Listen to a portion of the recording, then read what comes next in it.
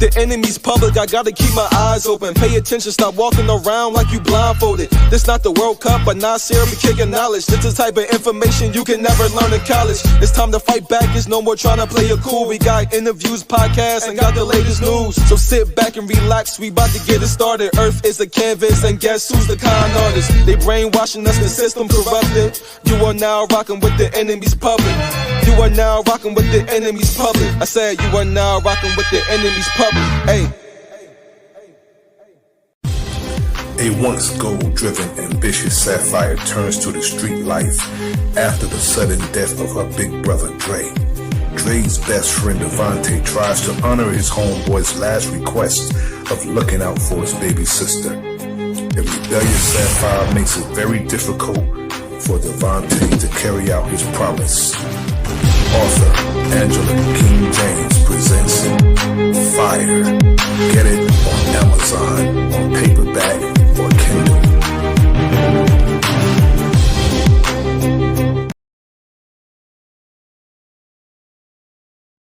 Peace. This is The Enemy's Public. I am Bro.Nasir. Good evening. We want to go over death and destruction in the Middle East. This is going to be a different stream.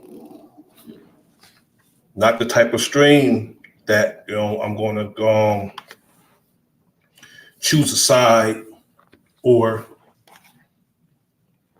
play the harp strings of others. Because we have in the Middle East going on today, one being called a villain and one being called the culprit. Yet, seems to me there's a lot of propaganda use, a lot of lying, a lot of death and destruction, and a lot of dehumanization of citizens of a land. Now, October 7th, I believe, if I'm not mistaken, an alleged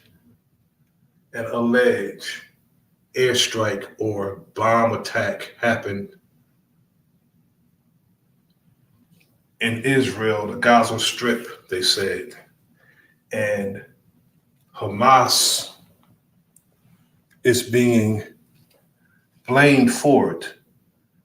I don't know what the conflict is between Hamas and Israel, Hezbollah and Israel, who else fighting over there in the Middle East.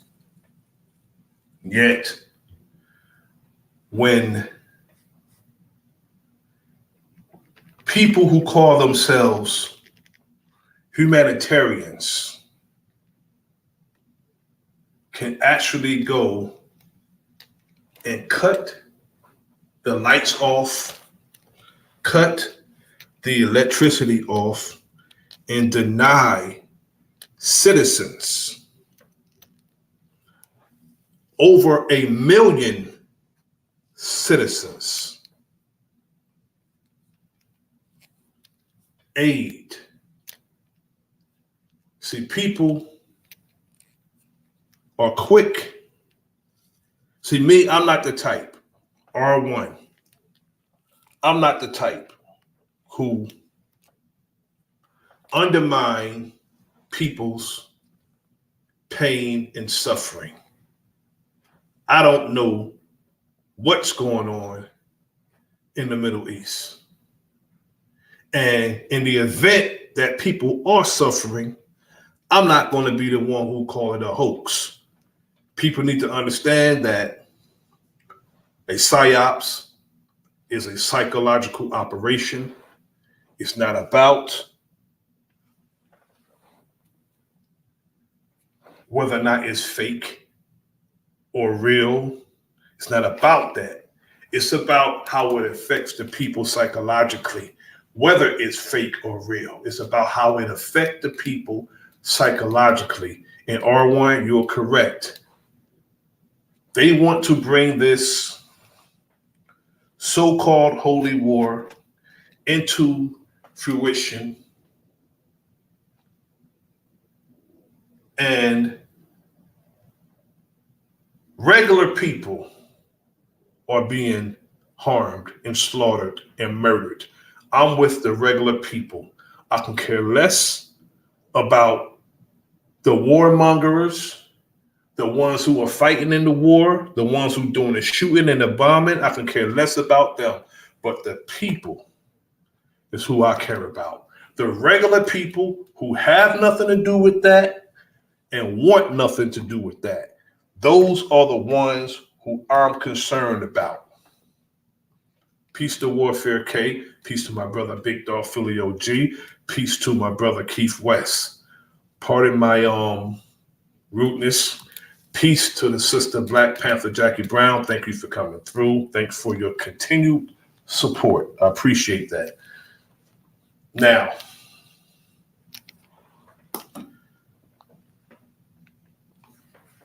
we all know who runs the media, the propaganda machine. Now, one thing I can say, my critical thinking, that it's a theater of war. Not saying that real war is going on, but they always add the theater of war. A lot of it's going on, but we have to realize that war is beyond the violence. Beyond the violence. The theater of war is the propaganda machine. And the one who runs the propaganda machine is going to control the narrative of who is doing what, who's the victim, and who is the culprit, who's the aggressor. We have to understand that.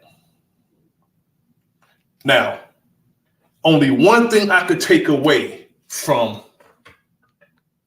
MSNBC, peace to my brother Keith Norfolk, salute to you, good brother, peace and power. I'm going to drop the link in a few seconds. One thing I could take from MSNBC and other news networks, taking all the Muslim reporters, stopping them from reporting on the conflict. The only thing you can take away from that is they want it reported, lopsided, and biased. It's the only thing you can take away from that. Why did they pull all the Muslim reporters from reporting the conflict?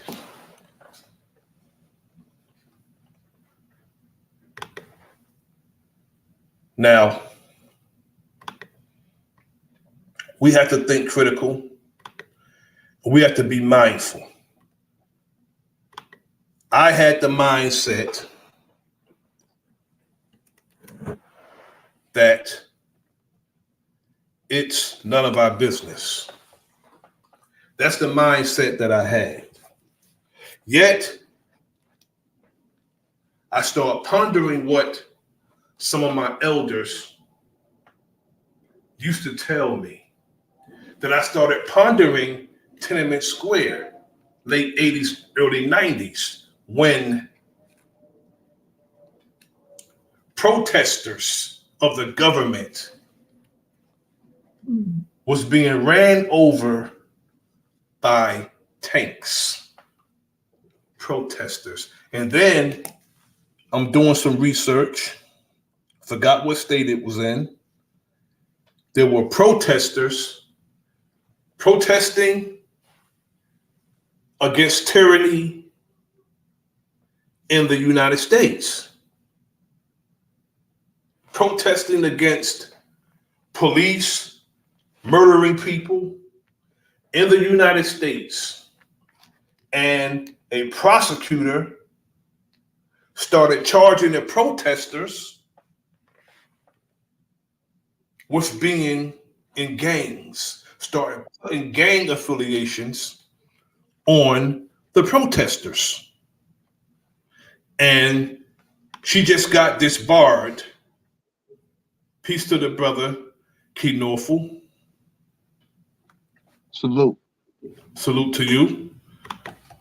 Peace to the brother, R1.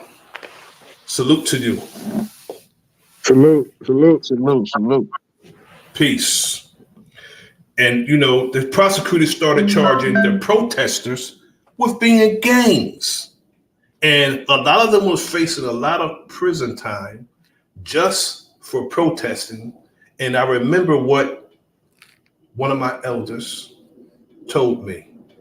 He said, several elders said it, be mindful of what is going on abroad, because it will be at your doorstep soon. I had a talk with the brother Big Dog Philly OG earlier, and we both agreed that it is at our doorstep, and it has been at our doorstep for quite some time. Because if you look at what happened with the sister Breonna Taylor, Tatiana Jefferson, and Botham Jean, all murdered in their home. Yet, that's what I'm saying. We must be mindful of what's going on abroad, because it will be at our doorsteps, and it's at our doorsteps. And we have to,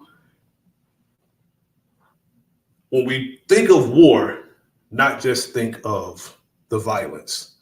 Think of the business aspect of war. Think of the medical aspect of war, the education aspect of war, even the religious aspect of war. That's what we're dealing with today in the Middle East. That's what we're dealing with today. They want holy war. That's what they want. My brother Key Norfolk, how you doing this evening? I'm doing pretty good brother.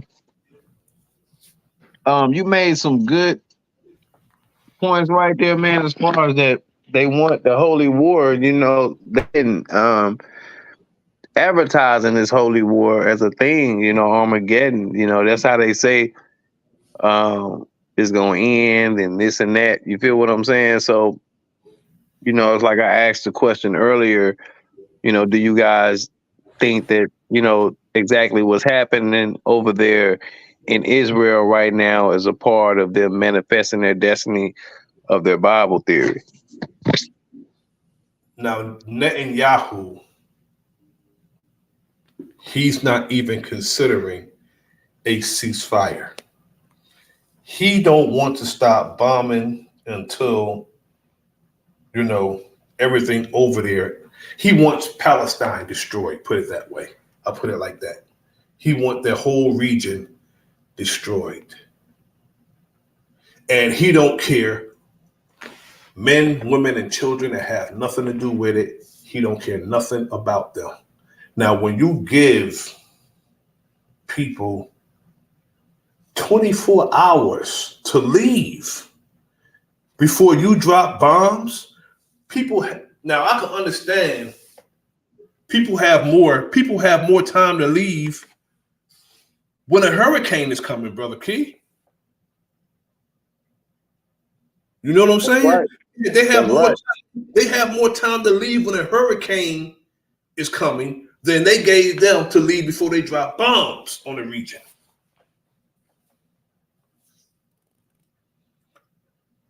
I don't care nothing about the people who are in power. I don't. It's about the regular people. Regular people who are being, now they up to over 8,000 people, they say. I'm only going by what they say. Over 8,000 people were murdered in Palestine since this war. Not war, it's not even a war. It's a war if people are killing each other. That's a war. That's not even a war. And again, the one who controls the media controls the damn narrative. But for the sake of being on the right side of things, I'm going to be with the people. I'm not with this foolishness. And when we're questioned, or if we talk about these things, they want us to choose the side that they choose. They want us to pick a side. And I was watching the news earlier, and they were talking about that bias attacks and bias hate speech is at a all-time high. And I'm like, what is the criteria for hate speech? What is the criteria for hate speech? Because earlier this year, my other channel was taken down because I broadcasted Savior's Day. And they considered that hate speech. But when I asked them what in particular constituted as hate speech, they wouldn't answer my question. Peace to my brother, Brown's Flat Power God. They wouldn't answer my question. I said a hate speech, and that's what it is. Now, 2 months ago, they took down 12. As a matter of fact, I'm going to add on. I'm going to add the one that just took down the other day. 13 videos of mine. 13 videos of mine. The one it took down last week was Every Nation Has Its Term and Ending. They took that down. They said it violated community guidelines. But all the other videos they took down, it was 11 videos of the Honorable Minister Louis Farrakhan and one Andrew Tate. They took well, you know, Louis Farrakhan, they consider him anti-Semitic. Yes, and we all know Shulamit Alani said it's just a trick that they use. Right. From calling them out. They keep people from calling them out. They say they use the Holocaust from people who's not in the United States. If you're in the United States, they use the word anti-Semitic. They call you anti-Semitic for merely calling them out on their behavior. Yep. See, if we talked about this on One Nation, because that's why I said chosen people. See, they think they chosen people, and black people think they chosen people. You know what I mean? So see, that's why I say that's confusion. God did that in that book, man. Whoever wrote that book, they did that. You're correct. You're correct. And now they're trying to bring all what was said in that book to fruition with this War of Armageddon. End time. End of time. See, we have to realize also that when people talk about the end of the world, you know, they use the Hollywood, the Hollywood version of it, the what you call it, when the world's blowing up and all these different, Well, Farrakhan, the Nation of Islam, they came up with a book called The Relationship Between Blacks and Jews. The secret relationship between blacks and Jews, but we have to understand that all of the scholarship came from Jewish people. All of it, yep. All that scholarship from in that book, both books, The Secret Relationship Between Blacks and Jews, that's what got my brother Griff in trouble with Public Enemy back in like 89, 90. Okay, I remember that. Okay. Because he was discussing it with Dave Mills, who was a producer on the series The Wire. who dropped dead on the damn in Baltimore on the damn on the set a few years ago. Was he black?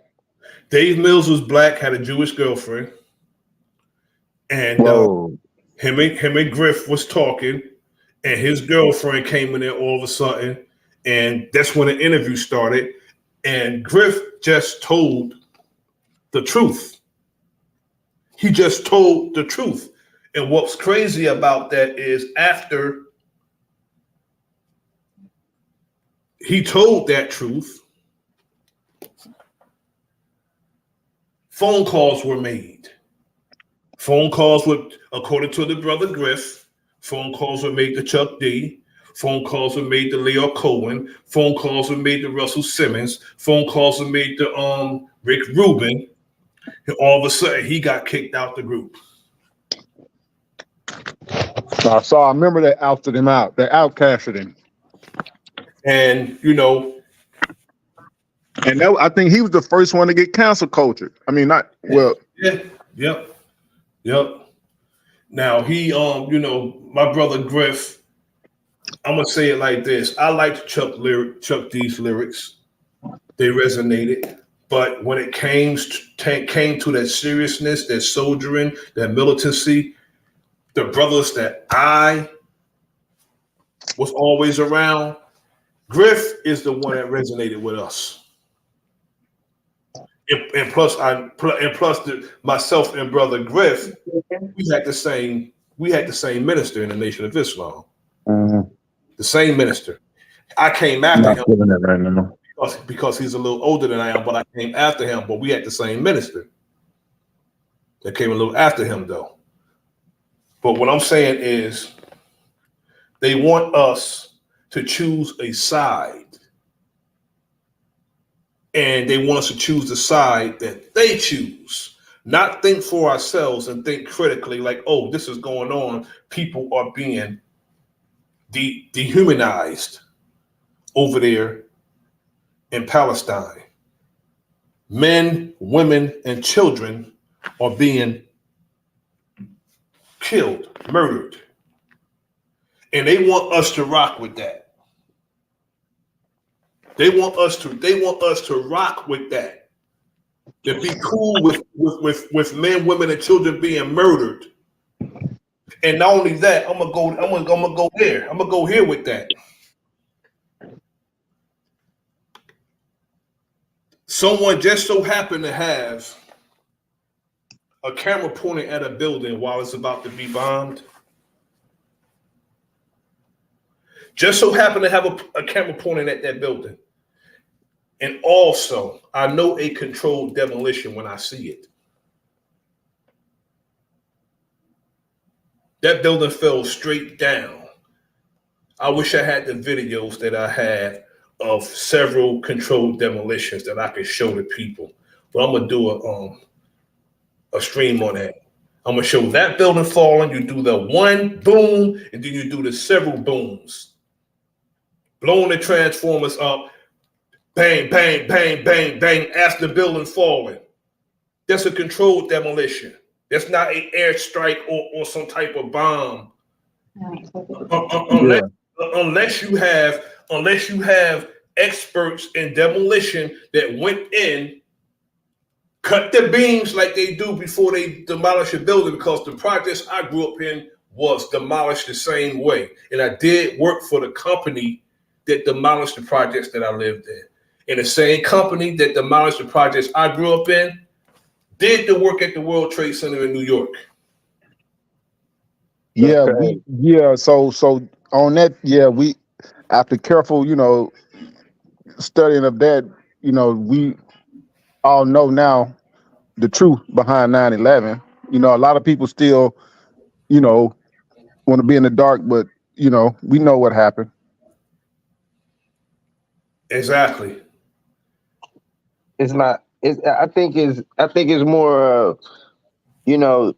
They not in the dark, but it's on this. They got this just in case mindset. It's Yes, the same political shit.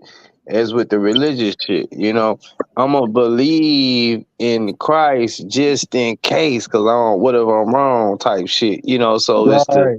it's the security within the government. Man, I'm just gonna go what they say, just in case. You know what I'm saying? Cause I know they got something that's gonna take care of us for sure. They're gonna look out for us. You know, they send us the stimulus checks. You know, I'm on welfare. You know, all these type of things. You feel me? So that's why I think it is with the people who choose to just follow the common denominator of the people. You know, with what's taking place around them, rather than looking at reality and realizing that shit don't match up. 2 plus 2 ain't 5. And a lot of these cats are just cowards, Brother Key. They're just cowards and they don't want to lose certain people as their friends. They're straight up cowards, bro. They don't want they'll go with the narrative that an outright liar put out. I know you just can't tell me anything. A lot of times I would turn down the news. I'll turn my TV down and watch it. Don't want to hear shit they're saying. Just turn it down and watch it. When you get a chance, do that. Without all the suggestive music and all the dialogue, turn your TV down and watch it and see what you learn. Just by watching. Because you can watch something, but the subliminal suggestion like that I just spoke about on Brother Key's channel, the subliminal suggestion with the colors, the music, that's what throws us off. Turn your TV down and just watch and see what you learn. And see what things that's hidden in plain sight, that all because the music and the festivities that's going on and the subliminal suggestion that's going on the ads. Man, that's powerful because they even play the theme music to set the theme of the room inside of your mind of, okay, dun Exactly. dun dun. Now you finna, it's time to get scared. Now get ready to get scared type of shit, you know, or they'll play happy Exactly. music to change. You know what I mean? You in film, you know, R1, man, you know what I mean? Yeah, you know, and that was a thing that they told us in Hollywood at the film school. They said, turn the music on, watch a music video with the volume down. And it, Exactly. you know what I mean? But you know, they were just using music though, like music video. But the news, I never did the news like that though. But you know, I do everything like that. Now, what I have footage of, I'm gonna find that footage I have. They lie so much, brother. I remember when a hurricane was supposed to be coming up the eastern seaboard. They had a meteorologist reporting the hurricane, and he was acting like that wind was blowing so hard, like it's about to blow him away. And 2 people walked past him with shorts on, and they shit wasn't even moving. Just walked past him with shorts on, looked in the camera like, "What are you doing?" wow. They lie so much, and I don't put it past them playing the harp strings of the people, you know, saying action, and then the theater of war happens, and then they say cut. I don't put that past them doing that. Because if you're going to show me all this, show me the other side of it. Show me the other side of it. Like the men, women, and children that you're denying aid to, the men, women, and children that you turned off their water, their electricity. Do you know how demeaning that is? Do you know how that is? Water is a necessity. And you know, it's pitch dark and you being bombed while it's dark. You don't know where it's coming from. All because the people who you are after to kill has hostages. So you turn off the citizens' water and electricity because they probably hiding among them. Turn off their water and electricity. That's dehumanizing. Now I'm going to play some videos.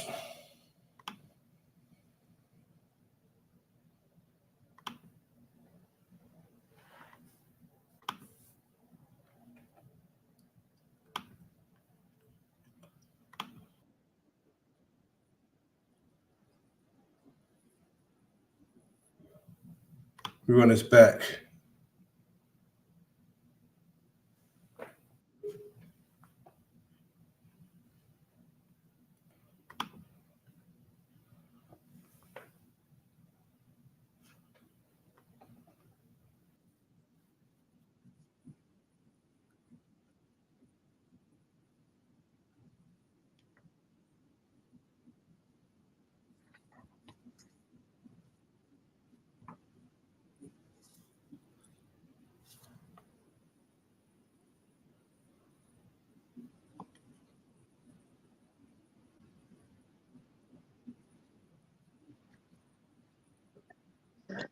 Tell me why StreamYard on my popped up in my algorithm. This ain't never popped up in my now all of a sudden This StreamYard video popped that up. IDF says shows strike on what it calls military infrastructure in Syria, following rocket launches that Israeli officials say originated in Syria. The crux of the war, however, remaining in Gaza. Palestinians seeing some of the most intense attacks since the war broke out. Thousands of Palestinian people breaking into an abandoned UN aid warehouse, desperate for food, water, and other basic necessities. This is an indication that people in Gaza have reached a breaking point. And in a sign that the tensions in the Middle East are reverberating elsewhere, Russian media reporting that a mob of hundreds in a predominantly Muslim Russian republic attacked passengers arriving on a flight from Tel Aviv. This mob swarming the tarmac, looking for Jews, chanting anti-Semitic slogans and waving Palestinian flags. There is some reason for celebration in Israel, however. Prime Minister Benjamin Netanyahu announcing that a young female soldier who had been held hostage was freed during an Israel Defense Forces ground operation. The ground action actually creates the possibility, not the certainty, but the possibility of getting our hostages out, because Hamas will not do it unless they're under pressure. Day 24 of the war, phone and internet. I want to go to this video. That's not the video I want to play, not just yet. This is the one I want to play. I'm going to start from. Well, the United States is ramping up additional assets, money, weapons to the Middle East. Israel says it will wipe Iran off the face of the earth if Hezbollah intervenes in Gaza. The Turks seem to be motivated to mediate. We heard from Erdogan over the past few minutes saying he would like to mediate a peace. This flies in the face of what Secretary of State Antony Blinken just said over the weekend, which is we're not interested in any kind of ceasefire, which is unbelievable. Joining me now is Colonel Douglas Macgregor. Colonel, it appears they're really going in the opposite direction with Blinken's comments yesterday and now Erdogan coming out and saying, hey, we're happy to mediate a peace here. No, I think that's true. And it looks as though the same people controlling events in Jerusalem are controlling events in Washington. And they are unanimous in their desire for a major war. And I don't think people understand the implications. People are viewing this as Hamas, as an enemy that richly deserves to be destroyed. There's no argument about that. The problem is, if you want to destroy Hamas, how do you go about doing it? And collective punishment that involves 2.2 million people is not a very popular way to do business, and particularly at this point in time, because the whole region is seething with anger over the attacks on the civilians in Gaza. There's no debate in the rest of the region about who's responsible. It's Israel. So you have the Israelis and all of their neighbors talking past each other. We are in a position to somehow or another address that and move this out of the realm of inevitable regional war into something more manageable. But there doesn't seem to be any interest in doing so.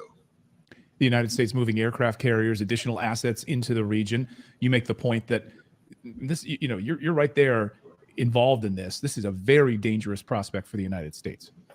Oh, it is. And people don't seem to understand that today's Middle East is radically different from the Middle East of 20, 30, 40, 50 years ago. The last major war was the 73 war, where Egypt and Syria attacked Israel, and Israel ultimately prevailed, although it was from time to time touch and go. Today, the Arab states are far more, I would argue, cohesive. The governments are stronger. They have more technology at their disposal, and there's a greater willingness to weigh in collectively. And today, we're also talking about Turkey and Iran. Those nations did a lot of business with the 5 major merchants of death and destruction in the United States. They bought a lot of weapons from the weapon manufacturers in the United States. The United States should know what these nations have because they have the receipts. They have all the receipts because they sold them the weapons. Won't you just say that instead of lying and being subliminal? Peace to the brother P. Moses. Thank you for coming through. As playing a major role, and as a result, Russia. Russia cannot sit idly by if Iran ends up being attacked by us. It will feel obligated to intervene because the Iranians have supported the Russians against the Ukrainian proxies. So this has the ingredients in it for a very major war. Now we're escalating across the boards. We seem to think that escalation works. We've tried that in Ukraine. We've escalated and escalated and escalated, and today Ukraine is in ruins. My great fear is that if this regional war unfolds as I think it might, there may be no Israel at the end of it. Yeah, you're right. You write in your piece that Israel could become the next Ukraine if we don't watch out. How do you mean? Well, first of all, Hezbollah that sits up in the north is not simply backed by Iran, but we estimate they have 100 to 150,000 of their own fighters. Plus, some estimates are between 130,000 and 140,000 rockets and missiles, of which at least 40,000 are extremely precise. Now, there's enough armament in Hezbollah to destroy half of Israel. Hezbollah has made it clear that if, in fact, the Israelis march into Gaza with the objective of rooting out Hamas and without regard, frankly, to the loss of life there, and, let's be honest, if you're going to march into a city and fight, the notion that you can pick and choose your targets is absurd. So the loss of life will be enormous. This is the catalyst for a regional war. And the Iranians have said it. The Turks have said it. Everyone has said this is unacceptable. King Hussein, or not Hussein, but Abdullah in Jordan gave a brilliant speech in Cairo explaining that he shared the Israelis' horror at what had happened to them and thought that they had responded reasonably under the circumstances. Whoa, I think we lost a good brother. Mike check. R1, you there? Yeah, I'm here. Okay, yeah, the brother might have fell out. It was giving me a hard time. That's why I kept fading off and coming back. But salutes to everybody. He will be right back. Well, It's just a StreamYard issue right now. Everything is being traced. So when especially when you're talking about stuff like this, just like Raven, she got throwed off on yours. You know what I mean? And got muted or something. I don't know, but when anytime it's things like this being discussed and talked about, there's always going to be like a hiccup. They're going to try to censor it. They're going to try to block it. Throw it off. Make it buzz. Oh yeah, the good brother back. Salute.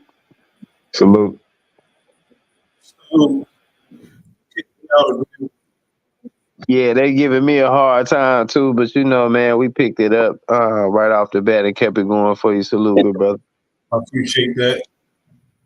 Yeah, they already tracing us, man. Sir.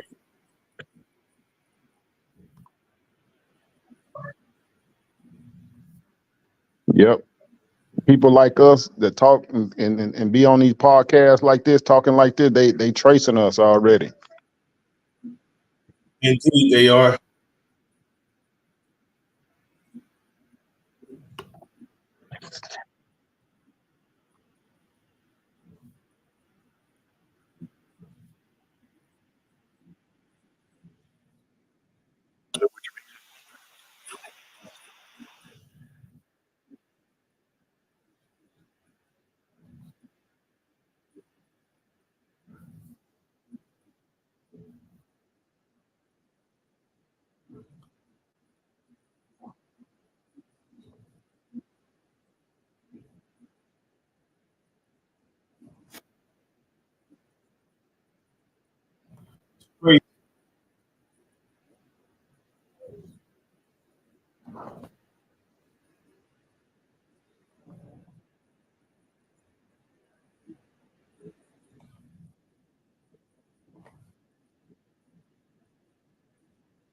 Oh, I was.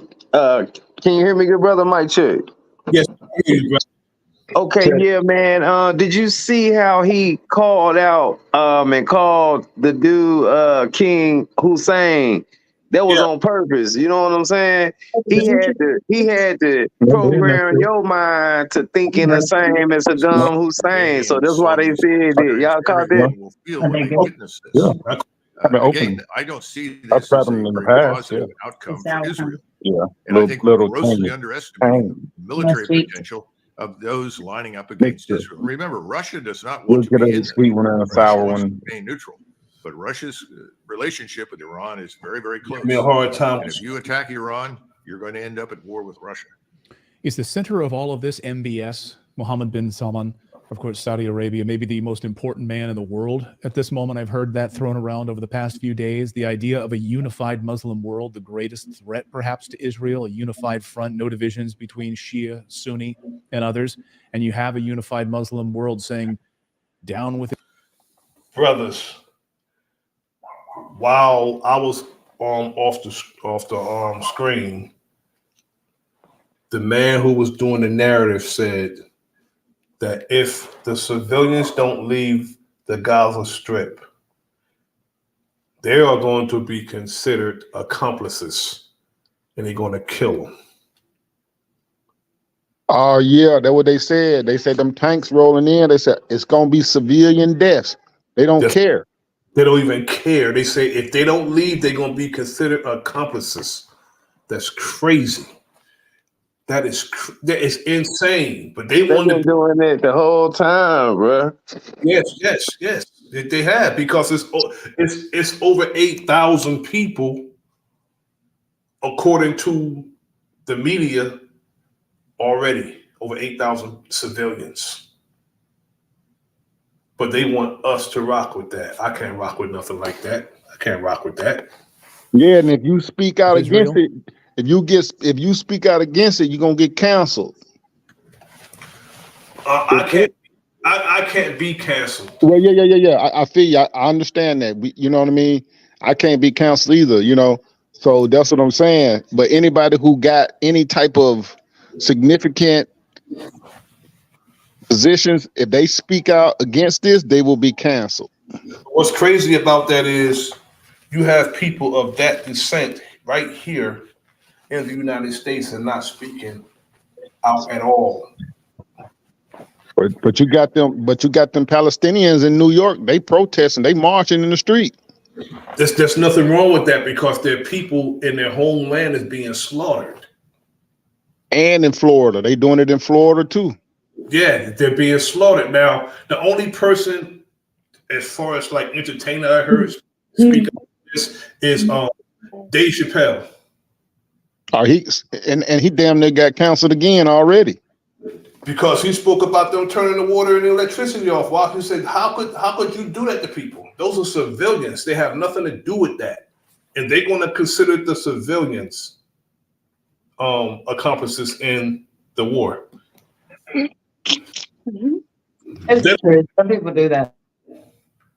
They don't even have the some of them probably don't even have the capabilities of leaving. Some of them probably don't. Now, again, they give people more time to leave when a hurricane. They tell people to evacuate for a hurricane.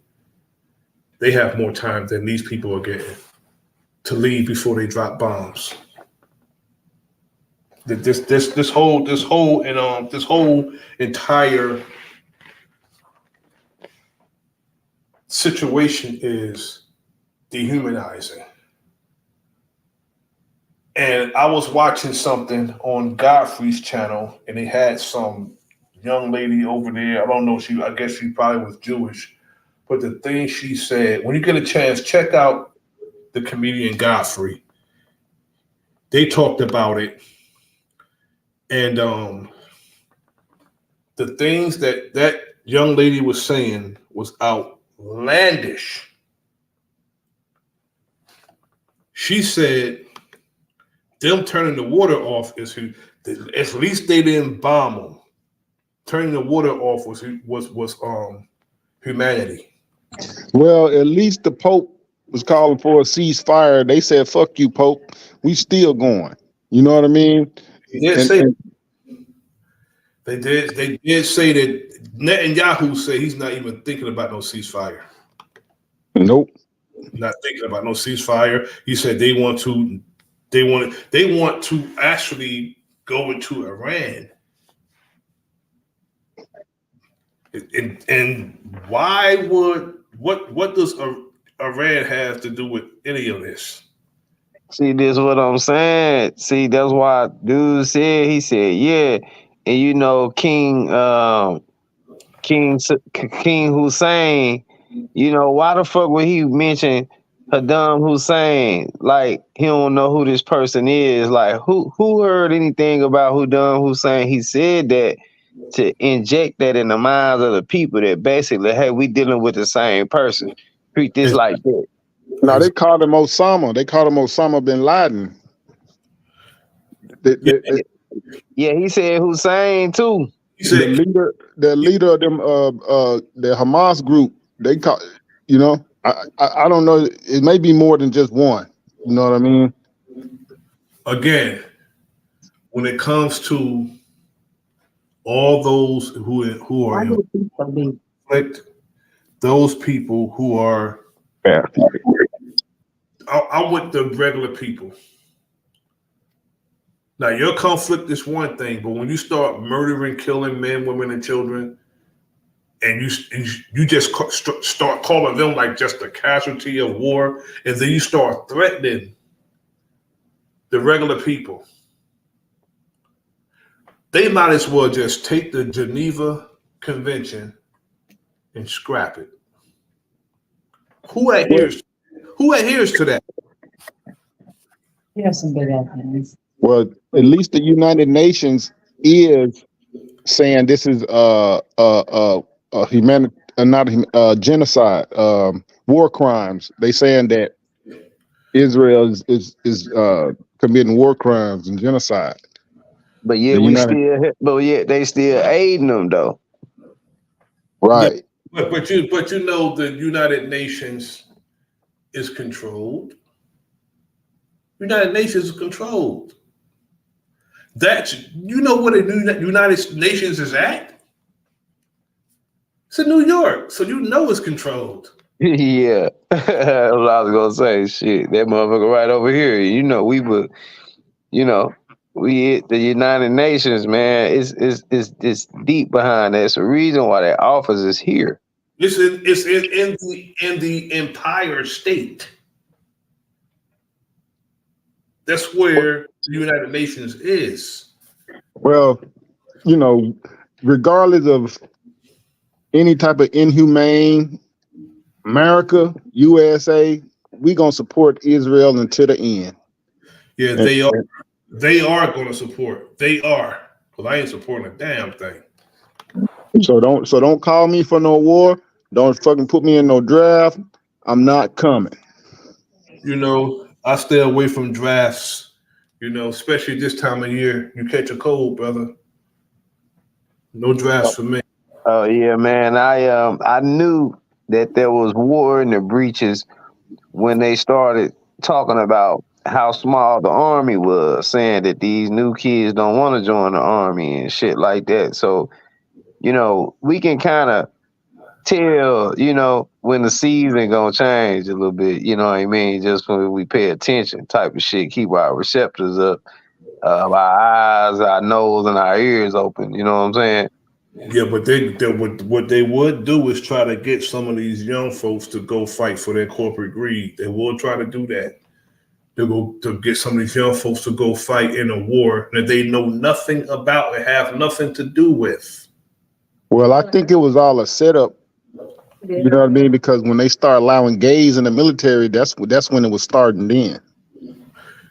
Because they know gay motherfuckers ain't finna fight.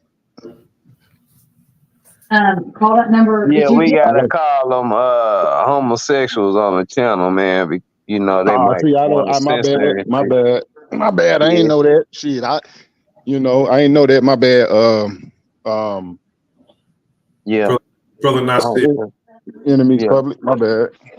Oh yeah, it's all good. You know, their form of censoring has reached beyond measures, man. You know, we just be careful. It's kind of hard to express yourself on these platforms, man. As we could tell with the streams being interrupted and everything, this is showing the world how to evaluate the world's events, but apply your common sense form of thinking to it rather than injecting this poison that's coming out of the news. You know what I'm saying?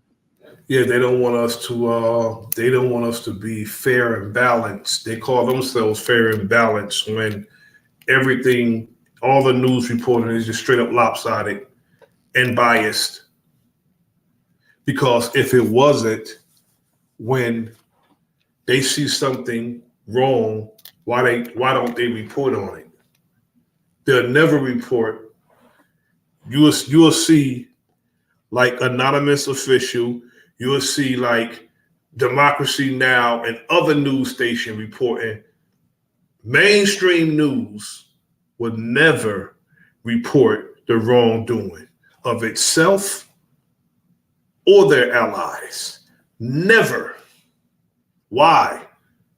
Because they want to be the standard bearers of what justice is supposed to be like and what democracy is supposed to be like. All those so-called noble words that they use to justify going to other people's lands and snatching their natural resources from them and deny us that right here in this damn country. They deny us all that stuff they go fighting for in other lands. They deny us this in this fucking country.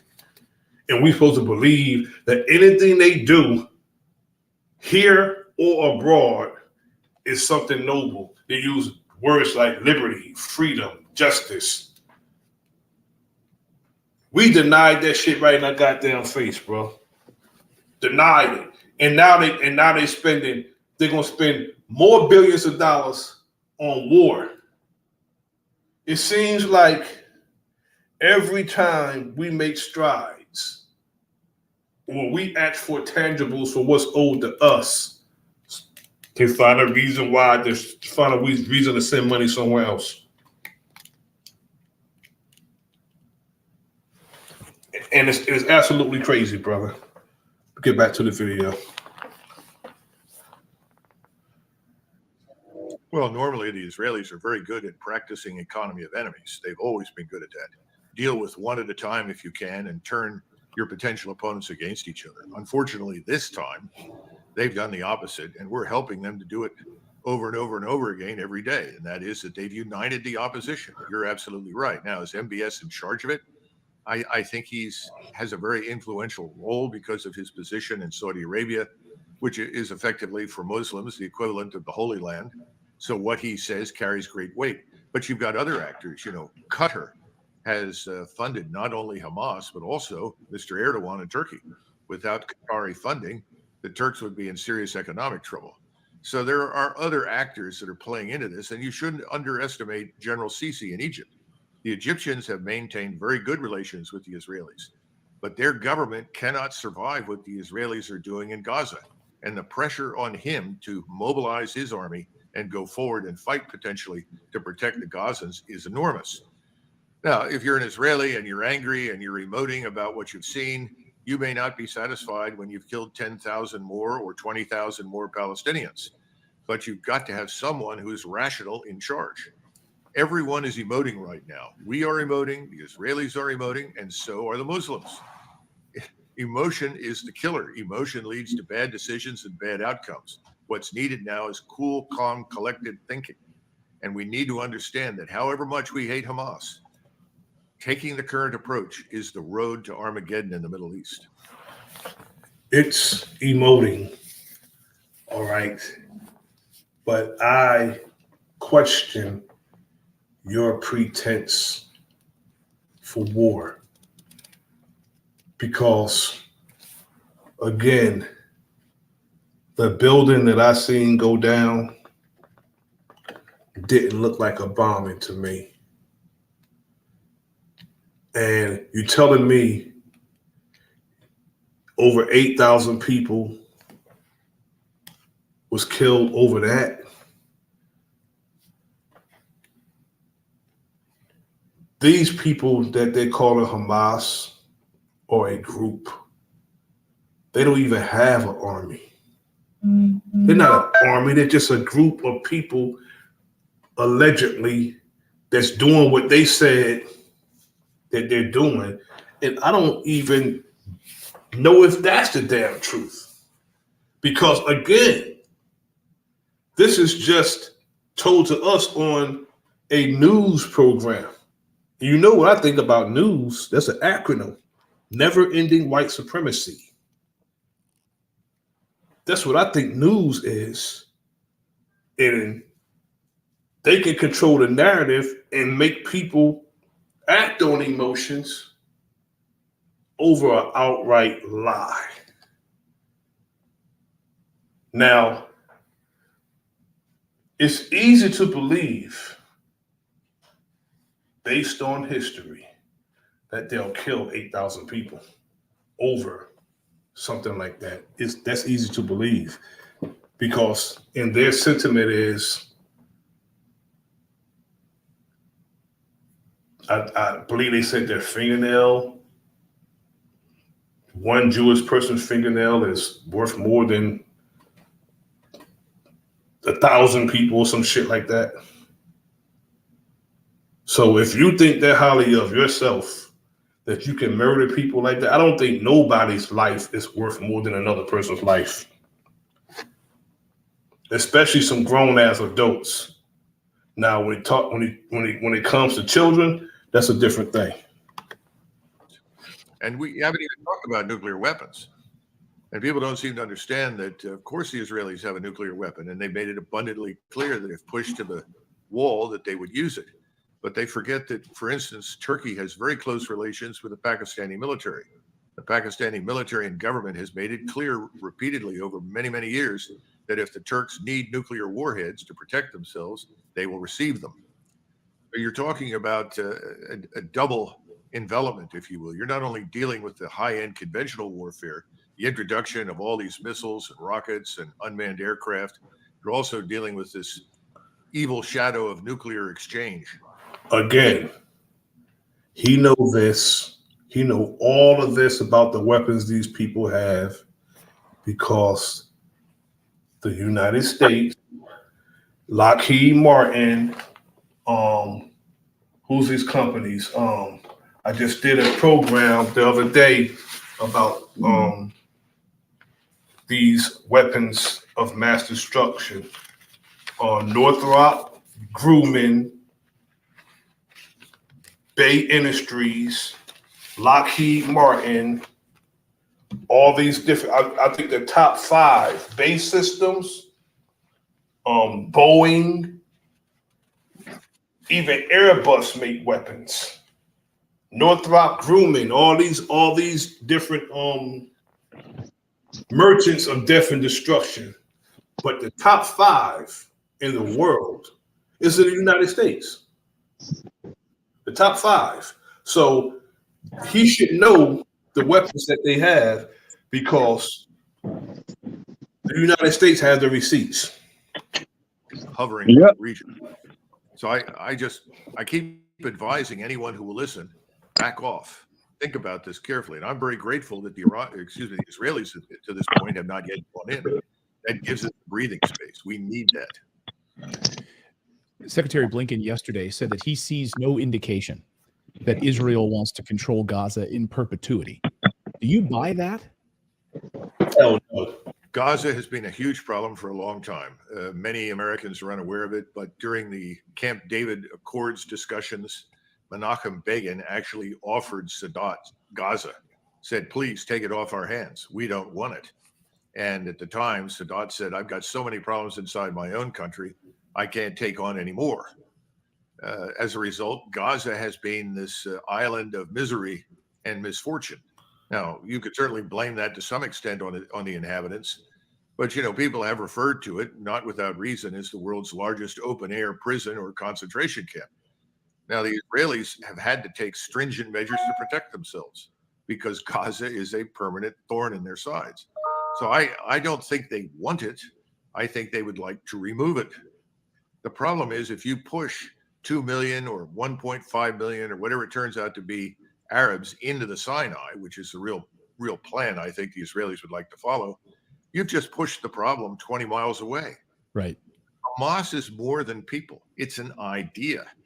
It is steeped in hatred, but it is widely regarded in the Middle East because they. I don't think that if you bomb people back into the Stone Age and over 8,000 people killed as a result of that, you're saying hate. I don't think love is in that equation. So why are they saying that these people are hateful when in order for you to carry out any type of death and destruction, you have to hate the people that you're doing this to. You don't love them. You have to hate the people you're doing this to. They will not surrender. It's a hydra. Right? Is it fair to? Any of you brothers want to tap in, just tell me to stop. Just tell me to stop the video and I'll stop it. Call it a hydra? I mean, and it's not even top down from what I understand. It's not like you have some leader sitting at the top. You have a multiple headed hydra that you cut one head off, it'll just keep popping up. Yes, absolutely. And I think the Israelis understand that, but their only solution is force. I think you have to somehow or another rob Hamas and others of their raison d'etre. Now, how do you do that? Well, you've got to reopen discussions about the future of the Palestinians, which is something else the Israelis don't want to do. They don't want a two-state solution. They regard that as a threat to themselves. And you have a substantial portion of the people supporting Netanyahu who think this is their opportunity to create a greater Israel that reaches from the Jordan River to the sea. Now, I understand all of these things. I'm an American. I'm not an Israeli, and I'm not unsympathetic. But I don't think it serves Israel's interest to pursue these goals. And if they do, we and they are going to be drawn into a very large regional war in the Middle East. And what have we got to send? We can certainly send ships, although you've got 90 aircraft on each aircraft carrier, of which 40 or 50 are attack aircraft. You have a flotilla that's there largely to protect the carriers so they can launch their strikes. But they're also operating from a very long way offshore, so far that they may have to land in Israel after executing their strikes to refuel. Then they're up against air defenses. Now, the air defenses that are there are Russian, but they're also part of Syria. Those air defenses can be turned to use against us. So we'll probably lose aircraft. Then the question is, if you can't influence things on the ground in Israel, what can you do? We have no army. We really have no army anymore. It's down to about 450,000. It's a shadow of its former self. If you can't put forces on the ground, you're not going to change anything. Because people are on to your ass and they're not allowing their children to join that shit. You're not going to send somebody child to die and kill for corporate greed. People are. That's why the United States military is diminishing. When they seen what was going on in the past, I'll say 30 years since the first time they went to Iraq, people not allowing their children. Then you may have some blind patriots like a Pat Tillman go and die by friendly fire because he's mad, dying in his rage and his anger. You may have people like that. But people, I don't care what nationality they is, they're not allowing their children to go and fight for this. They're on to you now. And the Israelis, again, they're talking about a force of 470,000 to 500,000. That's larger than the U.S. Army. 2,000 Marines offshore, 2,000 special forces working with the Israelis are not going to win a war.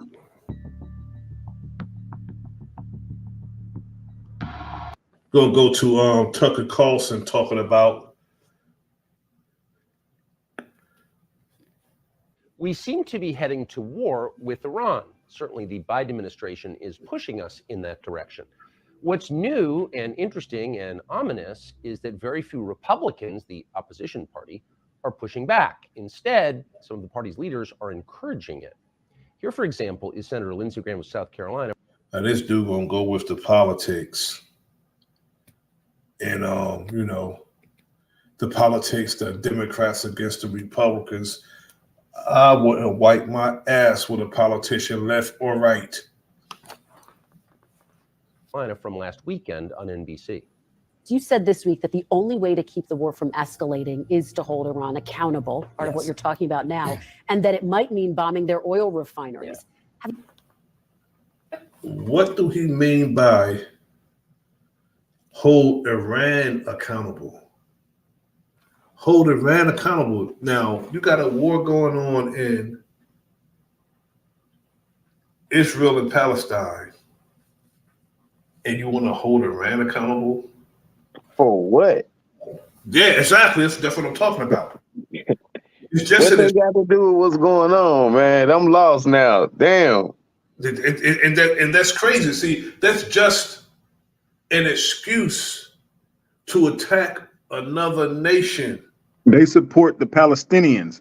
The Iranians, they support the Palestinians. So they're gonna ride with Gaza. They're gonna ride with Hamas and the Palestinians. You know what I mean? Because that's they. I want to say they. Shit. Damn. They're allies. I can understand that, but they're not in the conflict. But that's their region. The Middle East is their region. You know what I mean? So, and they don't want us, the West, intervening over there. So if it escalate like it's escalating, Iran is gonna launch missiles into Israel and blow Israel off the fucking map. That's what's gonna happen. Yeah, but you go to Iraq or Afghanistan, sir? I was in Iraq. But you can't hold somebody accountable in a preemptive strike if they didn't do nothing yet. All they talk about is preemptive. Yeah. They already preparing like it's gonna happen anyway. It's inevitable. That's how they looking at it. Yeah, I agree, brother. I agree. Excuse me, I absolutely agree. But if they do anything now, talking about holding them accountable for something they didn't even do, that's preemptive. And see this interview, I saw this interview. This was too early. This interview was way like last month, wasn't it? Or like few weeks ago, wasn't it? Yes. Yeah. And see, when I heard him say when they mentioned Iran, I said the same thing y'all said. Like, what? What the fuck? Like 6 days ago. Okay, yeah. But you know, it's like they already knew that Iran was close in the race. Iran and North Korea, they was close in the race who had the most nukes. They knew, because fuck it, they sold them to them. So they knew how many they fucking had, but it's like they trying to throw Iran in. Like they know it's gonna be fucked up. They want the smoke, even though they know it's gonna be bad. Like he's saying, this shit is bringing on Armageddon. That's why I was saying what I was saying earlier, man. This is just crazy, man. You know, I think about all this shit when the pandemic hit. You know, they on this depopulation shit now, man. Like they want to depopulate as many as they can. That's a way of getting rid of unwanted population. Also, war.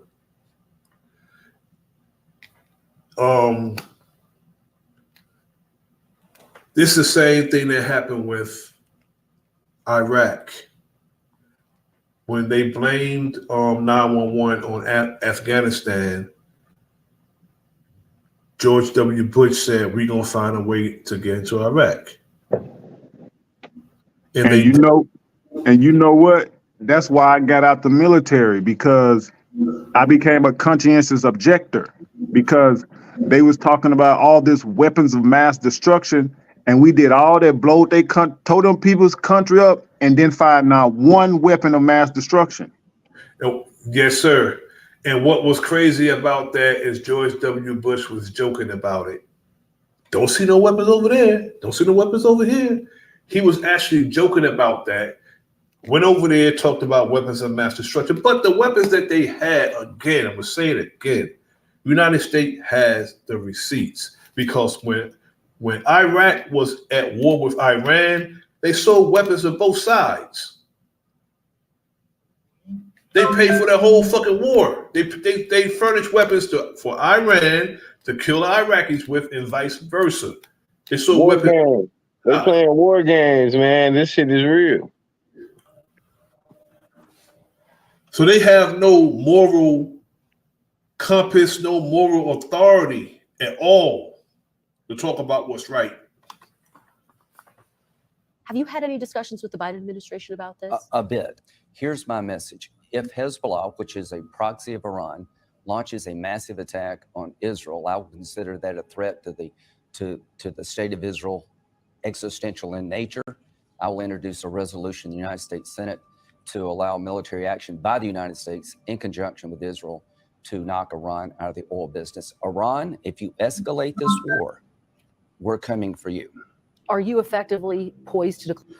He just let us know emphatically what it's about in that statement he just made.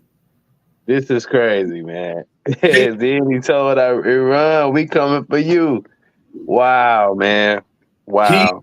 They're out the oil business, so that's what it's about. That's what it's been about the whole time. If they get Iran, they have cornered the market on oil in the whole entire world. Because they already got Libya when they murdered Muammar Gaddafi. Because Muammar Gaddafi was taking the oil and he was giving, the wealth of the nation of Libya was given to the citizens. Unlike the United States, they don't do that. The capitalists capitalize, not the damn citizens here. But over there in Libya, he gives the wealth to the citizens. Yet it's all about what the man said in that last statement. We're gonna take them out the oil business. Gonna come for them. But I hope I hope Iran don't get in this. I just hope that it don't escalate to that. Declare war on Iran? That's very strong language. I am poised to use military force to destroy the source of funding for Hamas. A few others in the Republican Party will be that open about their intentions, but very few disagree with him. Certainly not in private. They agree. So what would war with Iran mean? It's hard to know because virtually no one who's talking about it in public is operating from a deep interest in America's interest. Is this good for us or is it not? Doug, thank you for coming on. Do you think that we are moving toward war with Iran? Yes, I do. And it looks like the chosen destination is indeed Armageddon. There doesn't seem to be any real appreciation for the implications for us and frankly, for Europe and the world, as well as the Middle East, of such action. Take for an example, just on the economic side, about 20% of the world's oil passes through the Straits of Hormuz every month, probably 25% of liquefied natural gas. And you're talking about shutting down 2 to 3 million barrels a day. Keep saying that, man. Iran. This devil This is making me nervous right now, man. Involved in the war. This is not an Iranian monopoly. Yeah, bro. Yeah, I mean, you know, they beating the war drum, and it could be a little fear mongering in it also. But I'm gonna go on a limb and say these devils will do what he's saying. Yeah, because he knows shit. They ain't gotta be the people. Say they shoot a bomb over here. Shit, they already ready for this shit. They got bunkers and all types of shit under the ground. It's gonna be regular people over here dying just like it's regular people over there dying. And they used us as fucking chess pieces on their board for their game of war, man. That's bullshit. Like, who does this? Who in their right mind who understand the concept of what Armageddon is would fucking push for it, bro? Who want that? That means everybody gonna die. That's what he's saying. Well, the Ukraine, Russia, that was a setup for this. You know what I mean? So now they got a war on two fronts. They got Ukraine occupied with Russia, and now they're finna have Israel occupied with Iran. So it's like America, like I'm telling you, man, we set this shit. Biden and them, they did this. And the motherfuckers sitting up in that goddamn Congress and that goddamn Senate, the motherfuckers did all this shit. I agree, and you know, I don't put it past my brother, and I believe it. Everything you're saying, brother. They did this. By any stretch of the imagination. But the point is that when we're looking at 10-year Treasury yields up over 5%, and people are increasingly convinced that the Fed has lost control, the economic side of the house is a catastrophe. Then when you look at the military side, you have to look at the arsenal of missiles that Iran possesses. And they can reach out 1,200 miles with great precision, very high explosive conventional warheads that would do enormous damage, destroying whole city blocks in places like Haifa, Tel Aviv, even Jerusalem, though I doubt they would attack Jerusalem. The bottom line is that we need to think this through, and everyone right now is emoting. There is no thinking anywhere, as far as I can tell. The only possible exception may be, amazingly enough, Mr. Erdogan in Turkey, who came out this morning and indicated he was willing to mediate the dispute between Israel and Hamas. Whether or not anyone in Washington or Israel is interested in talking, I don't know. But if we could sideline. A few hours ago, Netanyahu said he don't want to hear nothing about a ceasefire. This is after the man in Turkey came out and said he'll mediate. He don't want to hear it. He wants to wipe Palestine and Iraq off the face of the earth. Line Turkey and keep Turkey out of the fight, that would ultimately help Israel enormously. So what would happen to the United States if we followed Senator Graham's advice and just began bombing critical infrastructure in Iran? What would happen then? All of the bases that we have in Iraq and Syria, unfortunately, where we still have over 1,000 Americans, all of those would be targeted. And this time they would target them accurately, and this destruction would be wholesale. I would expect trouble here at home and in the United States because of the open border. Hezbollah has a very large operation in Mexico. There are no doubt many Hezbollah agents inside the United States. We can only begin to imagine the kind of trouble they could cause. The missile and space program in Iran is very advanced, as is their cyber warfare capability. All of these things would be brought to bear against us. But what's most important, I think, for Americans to understand is if we attack Iran on the basis of Hezbollah's alleged willingness to attack Israel if Israel invades Gaza, we will end up in a fight with Russia. Russia will not sit by quietly and watch Iran destroyed by the United States air and naval power in the region. And once Russia enters this, it becomes much more than just a local conflict, maybe more than just a regional war. We haven't thought this through. We need to do that. And I doubt seriously at that point that the Turks would be able to stay out. The Turks are Sunni Muslims. They are the de facto leaders of the Sunni Muslim world. They have the largest armed forces in the region. They are in close proximity to Israel. They could move forces south through Syria very rapidly. And I'm sure Bashar al-Assad, assuming he even survives the opening of this campaign, would not obstruct them. So many questions, but just to back up one click, you described Iran's missile arsenal, but Iran is a country that's been the subject of very intense sanction regime from the United States, increased by the last president, Donald Trump, but for a long time. How is Iran still such a powerful country militarily given those sanctions? It sounds like maybe they didn't work. Oh, no, I think that's an important point, Tucker, and you're absolutely right.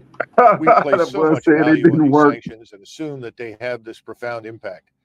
Normally, sanctions harm the population in terms of lowering its standard of living, making life more difficult for the everyday citizen, but it doesn't fundamentally alter the policy or the goals and objectives of the government. And this is something that I don't think we understand. The same thing is true for Hamas and Gaza. You want to go after Hamas. You want to destroy it. I think everyone with a sound mind is interested in the destruction of Hamas. But do you want to kill hundreds of thousands of people in order to get at Hamas? That's the question. We have the same problem in Iran. Our sanctions have not harmed the regime's ability to develop and build very complex and sophisticated missiles.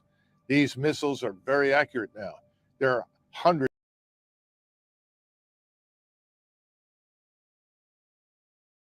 Oh yeah, man, we lost a good brother again. He'll be back, but you know, What I'm hearing, man, is it seems like they want to drive this thing um in a certain direction. They have a goal in mind that they're working toward. Like I said, they're manifesting their pre-written destiny with this thing right here, man. And best believe they're not gonna sacrifice themselves.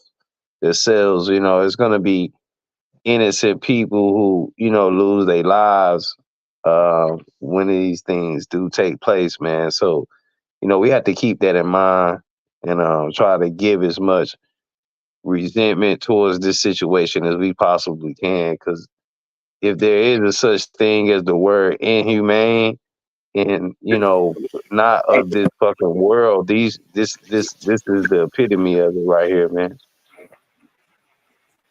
And they don't want us.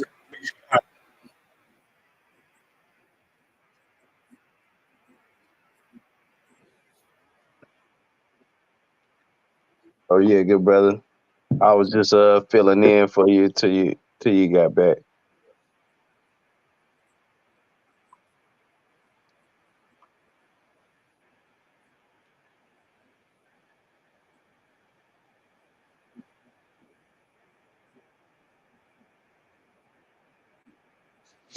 Like you said about the wars too, R1, man, they've been setting this up. It's been a domino effect that's happened over time. You know what I'm saying? Just like with all the other wars that's been taking place over in that area. I know you got the video back. Yeah, they like the brother said, it's been orchestrated, ricochet type of thing, zigzag zig. You know what I'm saying? They've been doing. That's what they're doing, and it's going to escalate into something real ugly. And that's why I said my sentiment was we need to mind our business. Now it's not. That's not my sentiment now because I'm looking and I'm seeing what's going on.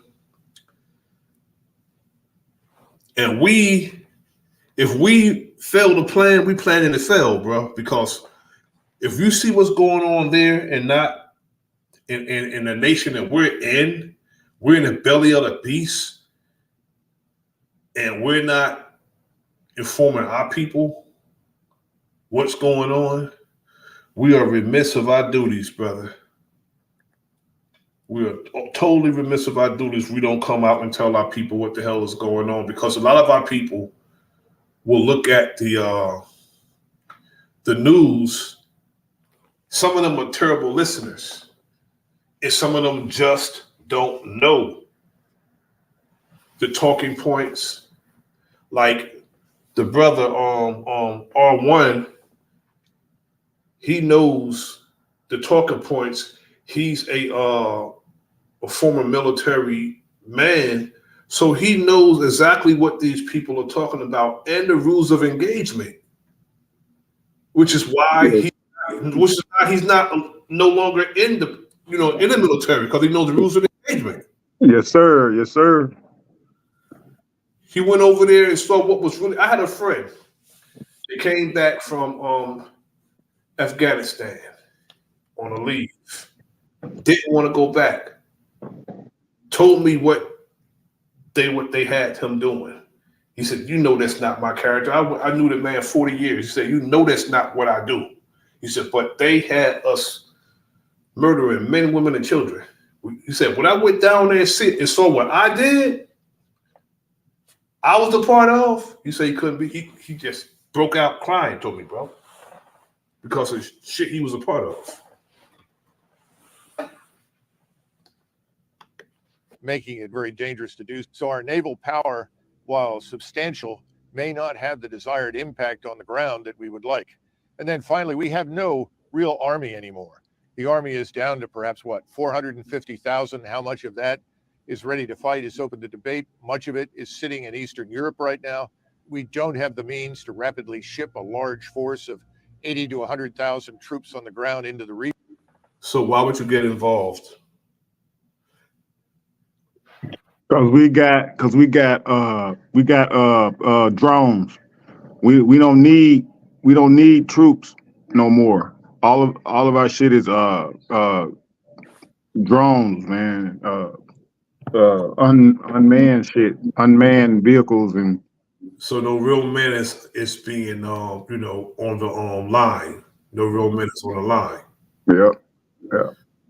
And you know what though? I'm sitting here thinking about this. Only a person who has nothing to lose and who's don't have much, of this life. He may outlive me, but for certain he don't have much of this life left. Speaking about Joe Biden. Only people like that will say, oh, we're going to go to war, we're going to destroy this, we're going to destroy that. And only people who have nothing, who have nothing to lose on their way out, war mongering, just straight up savages, bro. And it's crazy because when you think about it, I think we said this on Key Podcast with these, and I'm like you, I don't care about these politicians and all that, you know what I mean? But these guys, Biden, he's one of them. He's been in this political game, this political agenda, this political scheme for 40 plus years. Yes. Like, how can you even have been somewhere like this for this long? You know what I mean? Like, how are you even able to just be niggas retire after 20 years? You've been with this shit for 40 years, 40 plus years. Like, that shit is crazy to me. And I'm just like, how are we even able to allow this, man? That's what be burning me up. You know what I mean? Like, how is we even able to allow? And that's why I say, man, I don't know what happened to our ancestors, our elders. It like they just bowed down after Martin Luther King and all that and Malcolm X and them guys, man. They just after the Black Panthers, it's like we just laid down, man, and just said fuck it. It should be an age cap, brother, on all of those politicians. Whether it's age cap, yep. Senator, Congress, especially the president. If you shouldn't be no older 65 and down, bro. You shouldn't be older than 65 to become president. Yep. But see, and that's how they keep that generational wealth.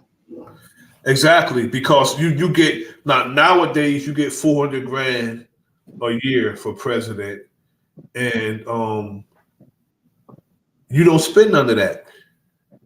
Nope. Everything is furnished to you while you're in office. You don't spend. So if you do your term, just add that up. You just add that up. 400,000 times 4. 16. What's that? 16 million. That's 1.6 million. And if you do 2 terms, you got more than that.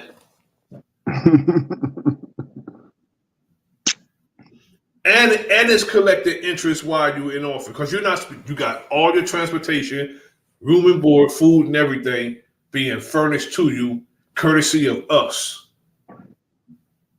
the taxpayer.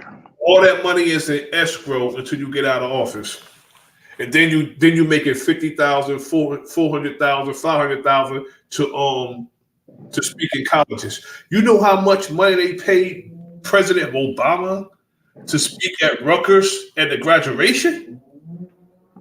And then not only that, they get a pension once they come out of. They get like 200,000 every like a month or some shit. I don't know if it's a month, but once they be out of office, they still get a little pension coming in. Yes, they do because exactly, and they have Secret Service for the rest of their life. Secret Service for the rest of their life. Crazy, man. This system, this is a hell of a system they orchestrated. And that's where I'm at on this shit, man. Yeah, bro.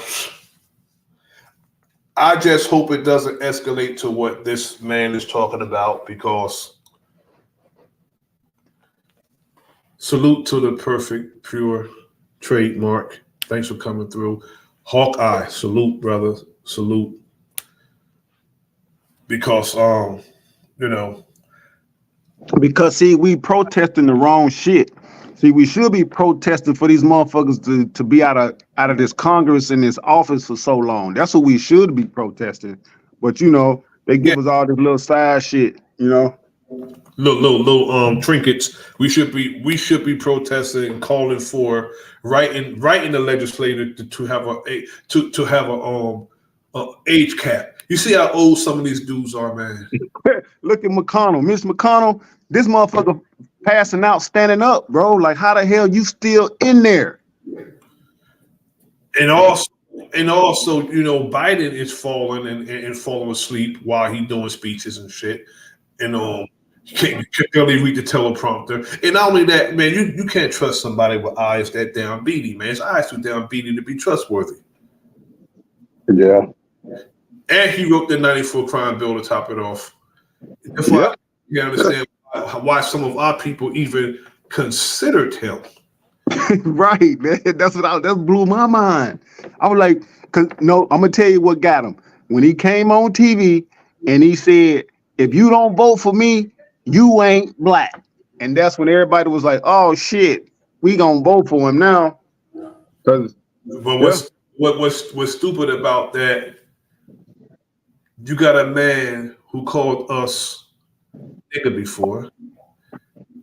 And you got a man just going to try to determine and define who we are based on whether or not we do something for him.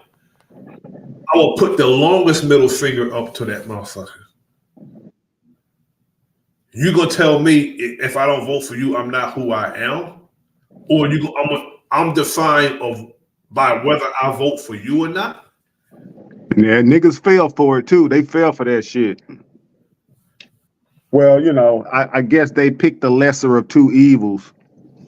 Yeah, but you still come out with evil if you pick the lesser two evils. Now, if you went into a farmer's market, brother, if you went to a farmer's market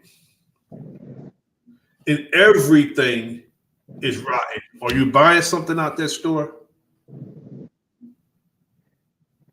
If I go to a farmer's market, everything's rotten, I walk out the store.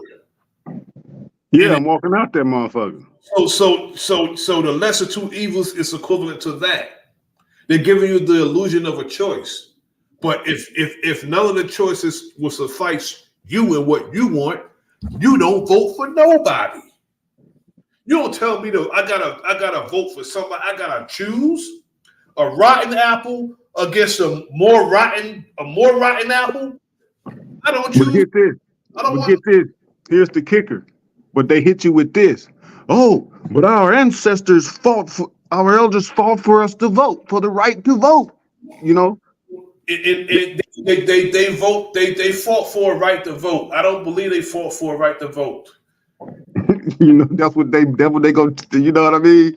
But I agree with you, brother. But if they did fight for a right to vote, it's your choice whether you vote or not. If you want to vote, you vote. If you don't want to vote, you don't vote.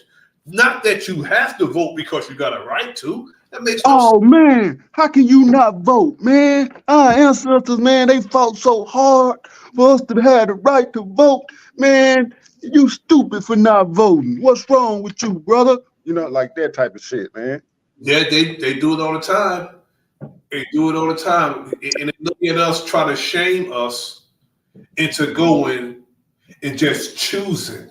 And you know, you might as well just, brother, cover your eyes, put a blindfold on, and just choose, because you're choosing blindly anyway. Because the electoral college is the one who picked the goddamn motherfuckers anyway. Exactly. And they got people coming out all over in every state, coming out. Some people bringing their old grandmama out, their old auntie out. And 9 times out of 10, every election day is raining and shit. I know over here it is. Oh yeah, it do be raining every time. Motherfucker be standing out in the rain. It's raining, and then you got somebody out dragging their elder out to go cast a damn vote that don't count. That's the stupidest shit ever, man. Oh, that's the dumbest shit ever. That's what I did. I voted one time in my whole entire life when I was 18 because I was so happy to vote when I turned 18. I said, I can't wait to vote when I turn 18. Woo, woo. Well, I'm going down the pole, I'm standing in that line. I don't care how long it is. And I did. You know what I mean? And that was the last time I ever voted in my entire life. I voted one time. Yet it was local. I never voted for the president. Yeah, I voted for Clinton. I voted for Clinton that year. Clinton won. I voted local. I voted for a guy who was worthy of a vote because he was a stand-up guy. He ran for mayor in my city. I voted for him because he was a stand-up guy and he proved himself worthy by the work he did in the city. And he stood and acted on behalf of our people. And he does that to this day. So that's why I voted for him way back then. Every time he ran, I voted for mayor of the city I live in because of who he is and what he was doing actively, what he was doing in the community. That's why I voted for him. He wasn't some guy that came around all of a sudden asking for a vote. No, he was active in the community. He is to this day, active in the community, doing good work in the community to this day. That's why I voted for him every time he ran. But when it comes to us, choosing a side or minding our business, what we need to do is, I say, organize, strategize, deputize. There is a code. We need to get on it. And we need to, organization is a good thing.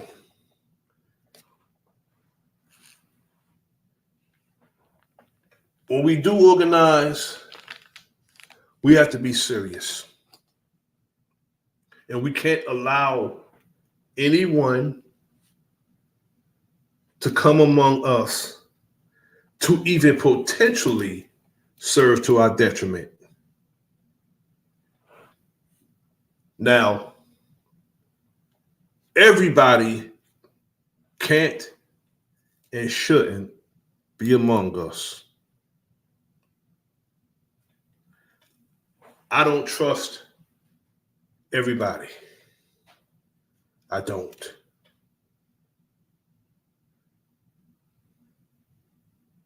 I watch people on a protracted period, and when they show me who they are, I believe them. And I go accordingly. But we need to organize our people.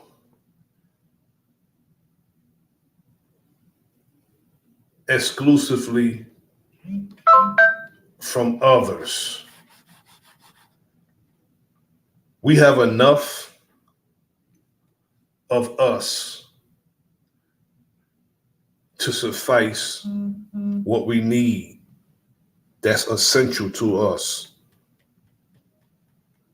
We have enough of us. We don't need no outside help because we always have people that come and say, okay, this person here to help. Okay, they can help us by not hindering us. But they're not one of us. We don't need their help. Just don't hinder us. Because we'll have other people saying, no matter what your race, I don't do that. We got to get our own shit together first. We got our shit together first before we have others coming among us. Because if our shit not together, we can't add. That'll be added on. And if I gotta watch this person, or if I gotta worry about this person being the snake that they usually are, it's just like one step forward, two steps back. One step forward, two steps back is not no goddamn progress. It's not progress. Peace to my brother Keith West. And we need progression. Everything that we could get that's essential is really at our feet now. We just got to utilize our skills. You know, organization. You know what kills organizations more than anything? The lack of participation kills any organization, in every organization. The lack of participation. When those who don't do what they say they're going to do. If you can't do what you said you're going to do, you're supposed to come back and give an update. Brother, I can't, or sister, I can't do this. But if you say you're going to do it, make a great effort to do what you said you're going to do. Make our word our bond. We have to make our word our bond. We say we're going to do something, we do it. And we need to learn how to be on time. Be on time. You see your brother, you give him the salute or you give him the nod. You look at your brother look at you, and then you look at your brother's surroundings. Let him know, okay, anything happened, I got you. You don't even have to say it. You can give that brother a look, like, and give him a nod. He'll know what you stand for, where you coming from. He'll know that, or she'll know. Now, even our bodies, if one of us is lacking on what we're supposed to do, our functionality, guess what it's going to do? Even your body, your organs, which is organization. If one thing lacks and stops functioning, it's going to hinder the other. It's the same when we organize. It's going to hinder the other, and then the other, and then the other. And then the whole organization shut down, and then the body died. Meaning us as a collective, the body dies because the organization is lacking. So when we organize, whatever my functionality is, I cover down whether the brother Key, Keith West, Hawkeye, the Perfect Pure Trademark, Black Panther, Jackie Brown, whoever else is in the chat, Big Dog, Philly OG, all of us have our functionality of what we are skillful at. I cover down and I ask you, what can I do to aid you in your skill set? And vice versa. I remember when they had the paint program in my city. They was giving out contracts, painting apartments. I have 4 brothers. And we was killing them because we were organized. All of us went in there and got contracts, and then we helped each other with each other contracts. We'd go in each apartment, we would paint apartments and get checks. Just getting checks. That's how you organize. That's just how you strategize. And deputizing is, if you see a brother with a skill set or a sister with a skill set, you convince that brother or that sister they are the only person that can do that. If that's their skill set, you convince them. Now this is you. I can't do this. I can help you, but this is you. That's how you deputize. I have a book called Proper Handling of People. And I learned a lot from that book, Proper Handling of People. And that made me the way I am. I've never come on platforms and undermine people. What I do is just present the information I have. A brother or sister can stand corrected without saying they're wrong, without somebody saying they're wrong. They can stand corrected because if I say something, I'm in error, you come with a contrary information,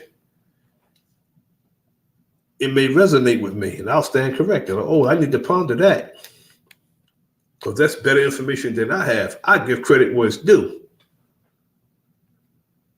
So if somebody come with contrary information that I have, I'm going to let them know straight up.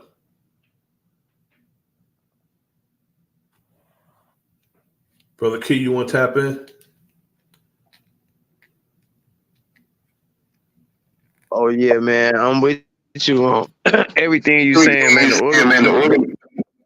The organization has to be there. I don't know why I'm so loud. That's my speaker probably. I got speakers hooked up, brother. Okay. Yeah. You know, the organization gotta be there. You know, we receive the information, but we fail to align ourselves information with the information. So we're just bouncing this information inside of our head, and you know, we're not putting our feet where our mouth being. You know, we put our mouth on places that our feet don't touch. And you know, that's the first step. You know, us to think it, us to speak it, us to walk it. You know what I mean? So, Sure. you know, a lot of people say, man, what are we going to do with this information? Well, you get information with the information and then you apply it, you know, to the along your walk, you start to, you know, use the substance from the information that you was given. And if you're really into your information or stand on or believe in your information or you're walking in truth with your information, you know, you should be walking information to that. And I keep saying that because what's on your mind should lead, you should be going toward what's on your mind, and you should be able to use what you have in your brain once you get to where those places lead you, if that makes sense. You know what I mean? So the organization has to be there for anything to work. You know, we could talk about anything under the sun, you know, but it's like a loss to do that with real life tangible things, you know, because we might as well just be fucking with some some mythology then. You know, we shouldn't talk real life things and then don't apply ourselves to progress with the things that we're talking about. You feel what I'm saying, man? Indeed. And what you said resonates. And I love how you put that. You know, the information, you stand on the information in formation, rank and file. I like that, brother. In formation. In the rank and file, brother. Because they using military tactics on everything. It's so many different wars. We think physical war. Yeah. They have a chemical war on our ass. The biological war. There's mental war, spiritual wars, all types of wars happening. So I like how the Sister Raven used that earlier. You know, there's 3 wars happening, not World War III, but 3 wars happening. You understand what I'm saying? So we got to be able to, stand on, our square, as per se, man, and be able to combat these things. I'm with you on that. Yes, sir. And we got to also consider, brother, that, war is beyond the violence, brother. We got to consider that. Because a lot of people thinking about boom, boom, pa, pa, pa, pa, pa, pa, boom, boom. War is not all about that. That's the major part. That's the most destructive part. Like when it comes to like immediate destruction, the violence. Yeah, bro. Shit. The radiation from that shit, man, kill people, bro. People die from that shit a year later. Yeah, time later, time passed, people still die, you know. Because they caught some cancer because of the asbestos in the air from the buildings blowing up. You know what I mean? The mesothelioma in the buildings from blowing up, they inhaling that stuff, and that's killing the people, brother. Yes. Yes, it's a ripple effect. You know, people want to look at what's happening right here and now, but you know, have you even taken a second to think about what will happen, you know, in time past, you know, or those who not so close to this area, they're going to be affected too. All are one and one is all, regardless of how we want to look at things. The things that they're doing overseas right now is going to affect us too in one way or another, even though we're not taking place in the activities. You understand what I'm saying? Indeed. We don't have to actually if it goes down like it's like they saying it'll go down in the event that it goes down, it's going to be, you know, first when it comes to the, you know, the livelihood of the people, it's going to get a lot rougher because the livelihood of the people already is in a dire condition. But just imagine if, you know, all the help is somewhere else, brother. All the help is somewhere else, and something happened here. You know what I'm saying? That's gonna be that's what's gonna, I think it's gonna take that for them to learn that they should have mind their own damn business in the first place. That's what it's gonna take. They're not gonna be able to help themselves because they're gonna be out of place helping somebody else. You know, and that tends to happen when, you know, nosy people at home, you know, they trying to look in the neighbor's door, but in the same time, they children in the house probably eating some fucking poison or something, you know, while they sweep around your own door, man. You know, we used to have common sense as a people. Yes, sir.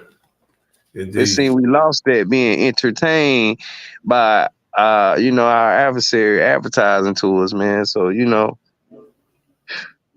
this is just excellent to be able to bring this situation and be able to set our minds to place our eyes on this thing so that we can think about this, you know, with sensibility, you know, common sensibility, you know what I mean? To be able to be thinking individuals on our own rather than take the lies and the BS that they want to shove down our throat like baby food. You feel what I'm saying about this situation? Because they're the aggressor, man. I'm glad you did this presentation. They are the aggressor, brother. They are the aggressor, and I don't believe their pretense for war. I don't believe it because that group of people that they're blaming for, you know, their pretense for war is just a group of people. They don't even have a standing army, and right now it's a overkill. That's what they're doing now. Overkill. It's like, you know, it's like somebody stepping on your damn on your damn brand new fresh Air Force Ones. You just beat the hell out of them. Why you do that? That's that equivalent, bro. Yeah, you and all your brothers just jump in after you already just killing this person damn near. You know what I'm saying? This person ain't got a fight. I gotta nothing in the fight. You know what I mean? So of course they know these other people not gonna stand by and watch this because they're basically just over there blowing these people up. It's to the point to where they telling them, how you gonna tell somebody to leave somewhere for you come that's trying to stand up and fight you? You wouldn't have time to tell them to leave. They'll be too busy meeting your ass while you over there trying to attack them. So you got time to tell these people to leave. That means these people not even trying to stand and take a fight. You telling them to leave. You telling them to leave before Yeah. you better leave because we about to bomb the place. Yeah, this shit is I mean, and if you I'm don't, so glad we ain't stupid, man. I'm just glad we ain't that dumb, man. You know, for them that they want us to be, you know. and if you don't leave, we're gonna consider you an accomplice. All because you refuse to leave somewhere you probably can't go. Can you imagine telling somebody to leave, but then you block the fucking way to go out? That's going on too. Telling the people to leave, but you set up barricades so they can't leave. So they get blown to smithereens because they're unable to leave. Wicked as hell. That's crazy, man. And you know, I think with this new world agenda, you know, that they pushing, I feel like, you know, we was talking about the Depop earlier. I feel like they need to depop so it'll be enough people for them to take care of. If they can centralize the world like they centralize the government and be able to, I think they got a good test run with showing how they can aid the citizens and how loyal the people will be to them if they aid. So once they get that number down to where they can actually count and control and contain the people, I think they feel like they'll get more loyalty in a system like that. So that could be part of the Depop plan too. But we already know oil is up there in the top 3 of the agendas. We know that for sure. Yes, because the oil is energy, and whoever gets Iraq cornered the market. So that's why the man said, "We coming for you, Iraq." See, that's the thing. It may not even have been in the mind of Iraq to get involved, but the fact that he talked like that to him, because I know it's like a call out. You know what I'm saying? Like calling me out. A man gonna be like, "What?" Like, man, I know you ain't talking to me, man. Like, you know what I'm saying? We do, bro. What? Yeah, man. You know I'm crazy, man. Now, you know that's what Iran gonna say. Like, man, you know damn well, man. You know what the hell we just bought from y'all, man. Why you playing? Quit playing, man. You sold me the shit I got, man, and you calling me out like you want this. You coming for you? Talking about you coming for you? A man gonna be like, "Yo, what you say?" Man, it's just crazy, man. I've never heard. This is comedy, man. You know, this shit is comedy and tragedy at the same time, man. It make you want to laugh and cry. This was the most comedic. What person? Bro, you know, sound like you from the hood. We coming for you. Coming for you. Yeah. You say it like coming for you. Yeah, like nigga, you touch my sister again, nigga. You know I'm coming for you, right? You know I'm gonna see you. You know what I'm saying? It's just crazy, man. You know. It's crazy. You say something like that in front of me, it's about to happen right then and there. Especially when I'm standing there, mind my business, saying nothing, and you might as well punch yourself in the face, man. That's how fast I'm hitting you. You know what's crazy right now is we don't have the artists, the creative,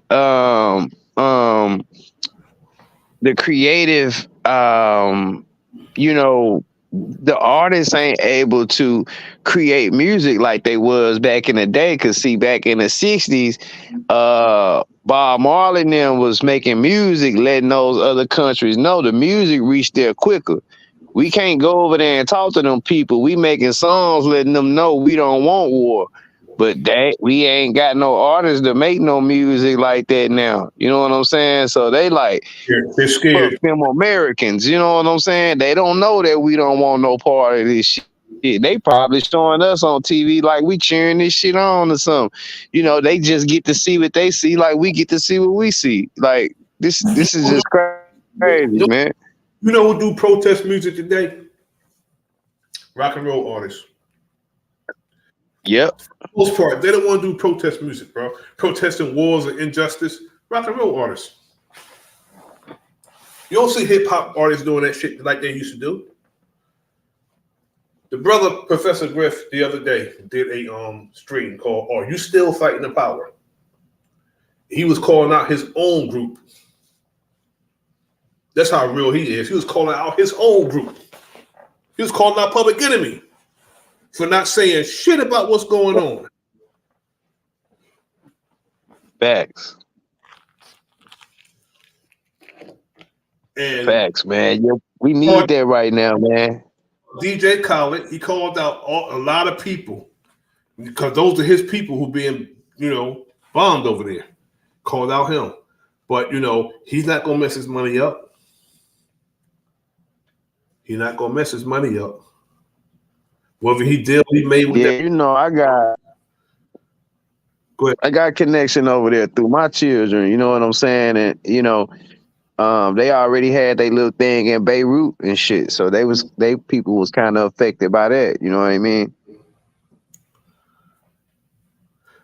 Yeah, get deep. It's gonna come a time, brother, that and we out of everybody should know who protests in the United States more than we do. Because something's always happening. It's always some type of injustice happening to us. And it's only going to escalate. Big facts. That's why I say we can't mind our business because this shit is going to affect us. It's going to affect us because shit trickles down. It trickles down. It's going to trickle down. And you know who they want to keep on the bottom at all costs, brother. They spare no dollar to maintain who they are and keep us where we are. It's just that some of us are so strong. We do what they call rise to the occasion. Right. That's what we do. We have to plan, man, like you said, because oftentimes the aftermath can be more devastating than the fucking occurrence itself. Exactly. I have friends. Some passed away. I have one friend got a heart transplant because he was going over to Ground Zero helping recover bodies. Later on in life, he started having problems, respiratory problems. Then he had heart problems. He had to get a heart transplant. Years later, he got a heart transplant, I think 2017, 18, because he was going over there helping out recover those bodies out of Ground Zero. He got sick from the asbestosis and that mesothelioma. Peace to JJ, the enlightening one. Salute to you, good brother. Salute to you. Thanks for coming through.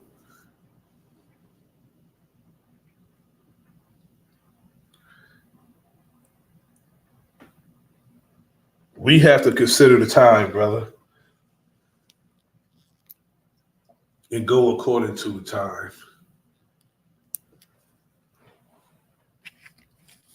Whatever we do, brother, and we can't have no cowardly slackers. We can't. We can't afford that. No rocking back and forth saying we should overcome. No, none of that, brother. Man, you right about that, brother. You know, I think that this is crazy. You know, man, if you think about it, man, right? With this situation, and we know this a crock of crap, right? So then they saying that the borders are a threat. So I kind of feel like they just using this to use us, and they using us to use that at the same time. They double stepping on they dope. You know what I'm saying?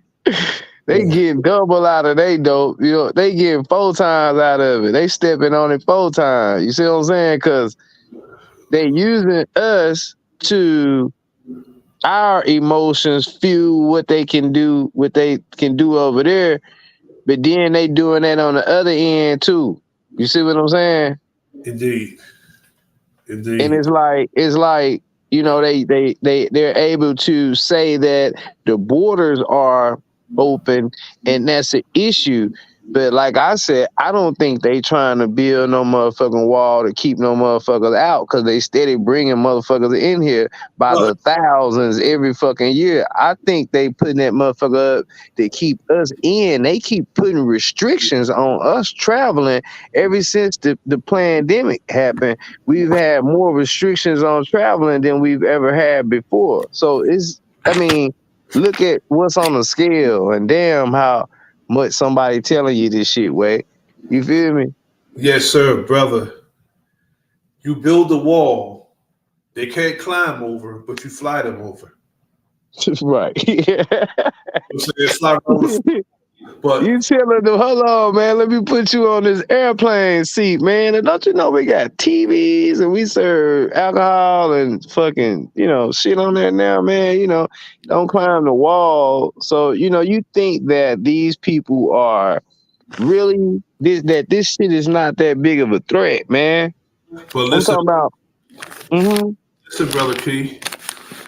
They allowing them to come over in droves by the thousand. We talked about this about a month ago. They are increasing their ranks. Who do you think they probably gonna put in that army? Those who willing to come over here, man. That's who they gonna put in there. And that would give them citizenship. They probably make a deal with them saying, okay, we'll give you citizenship if you join the military and you go fight. You'll be an honorary, not only a dual citizenship, you'll be an honorary veteran. Yep, and half the time, because you came in a crisis. You came when we needed you. Exactly. Our own American citizens wouldn't even sign up for this. Yeah, you got that. You on top of them. Because see what I'm saying? Because y'all don't know what the fuck we plan to do to you. They do. So they ain't signing up.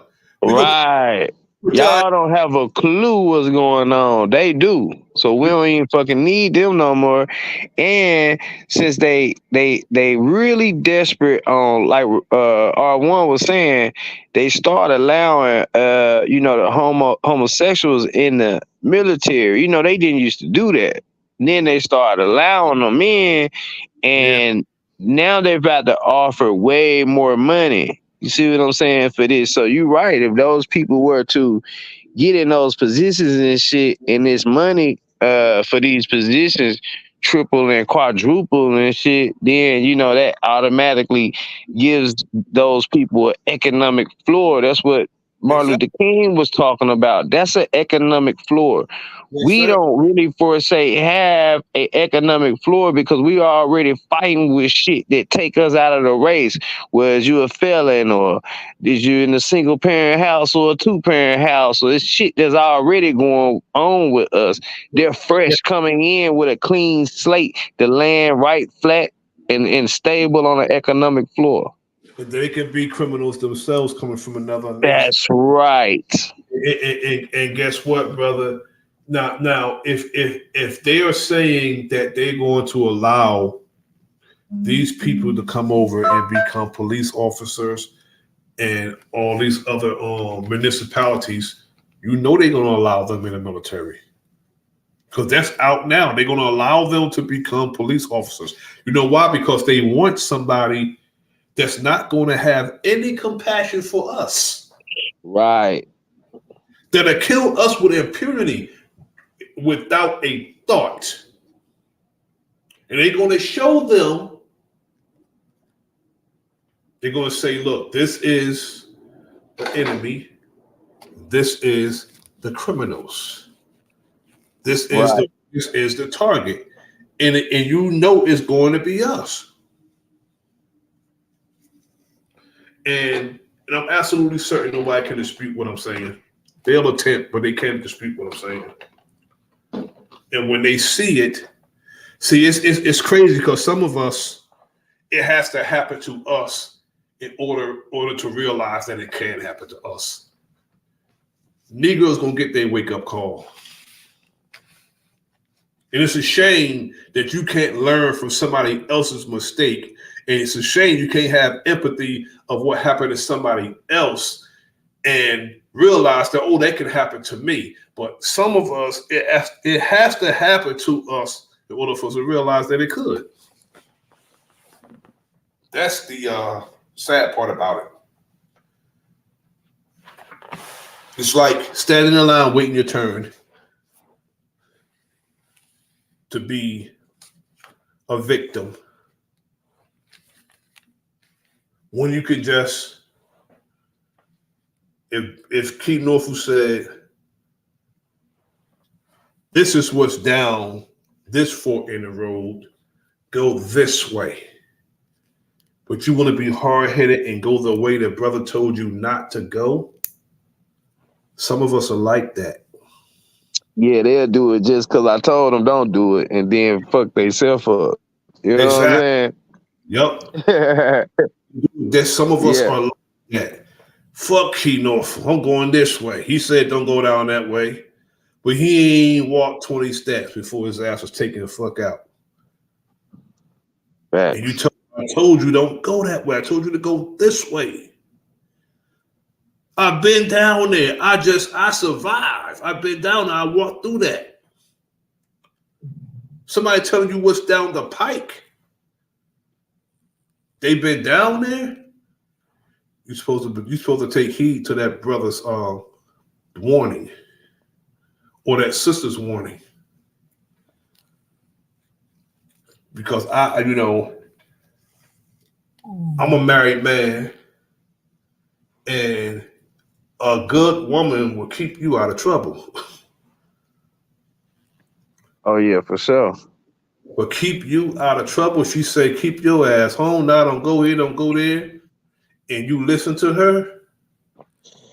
9 times out of 10, you see brothers with their head in their hand, brother.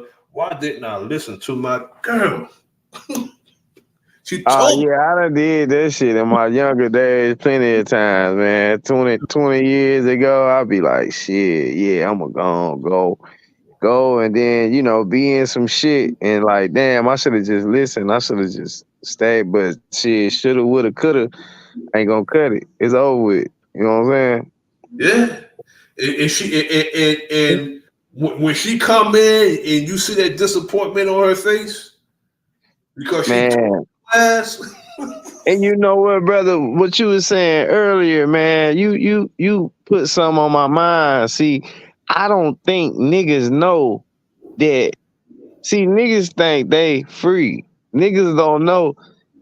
Yeah, they killing them right now, but they already got your ass.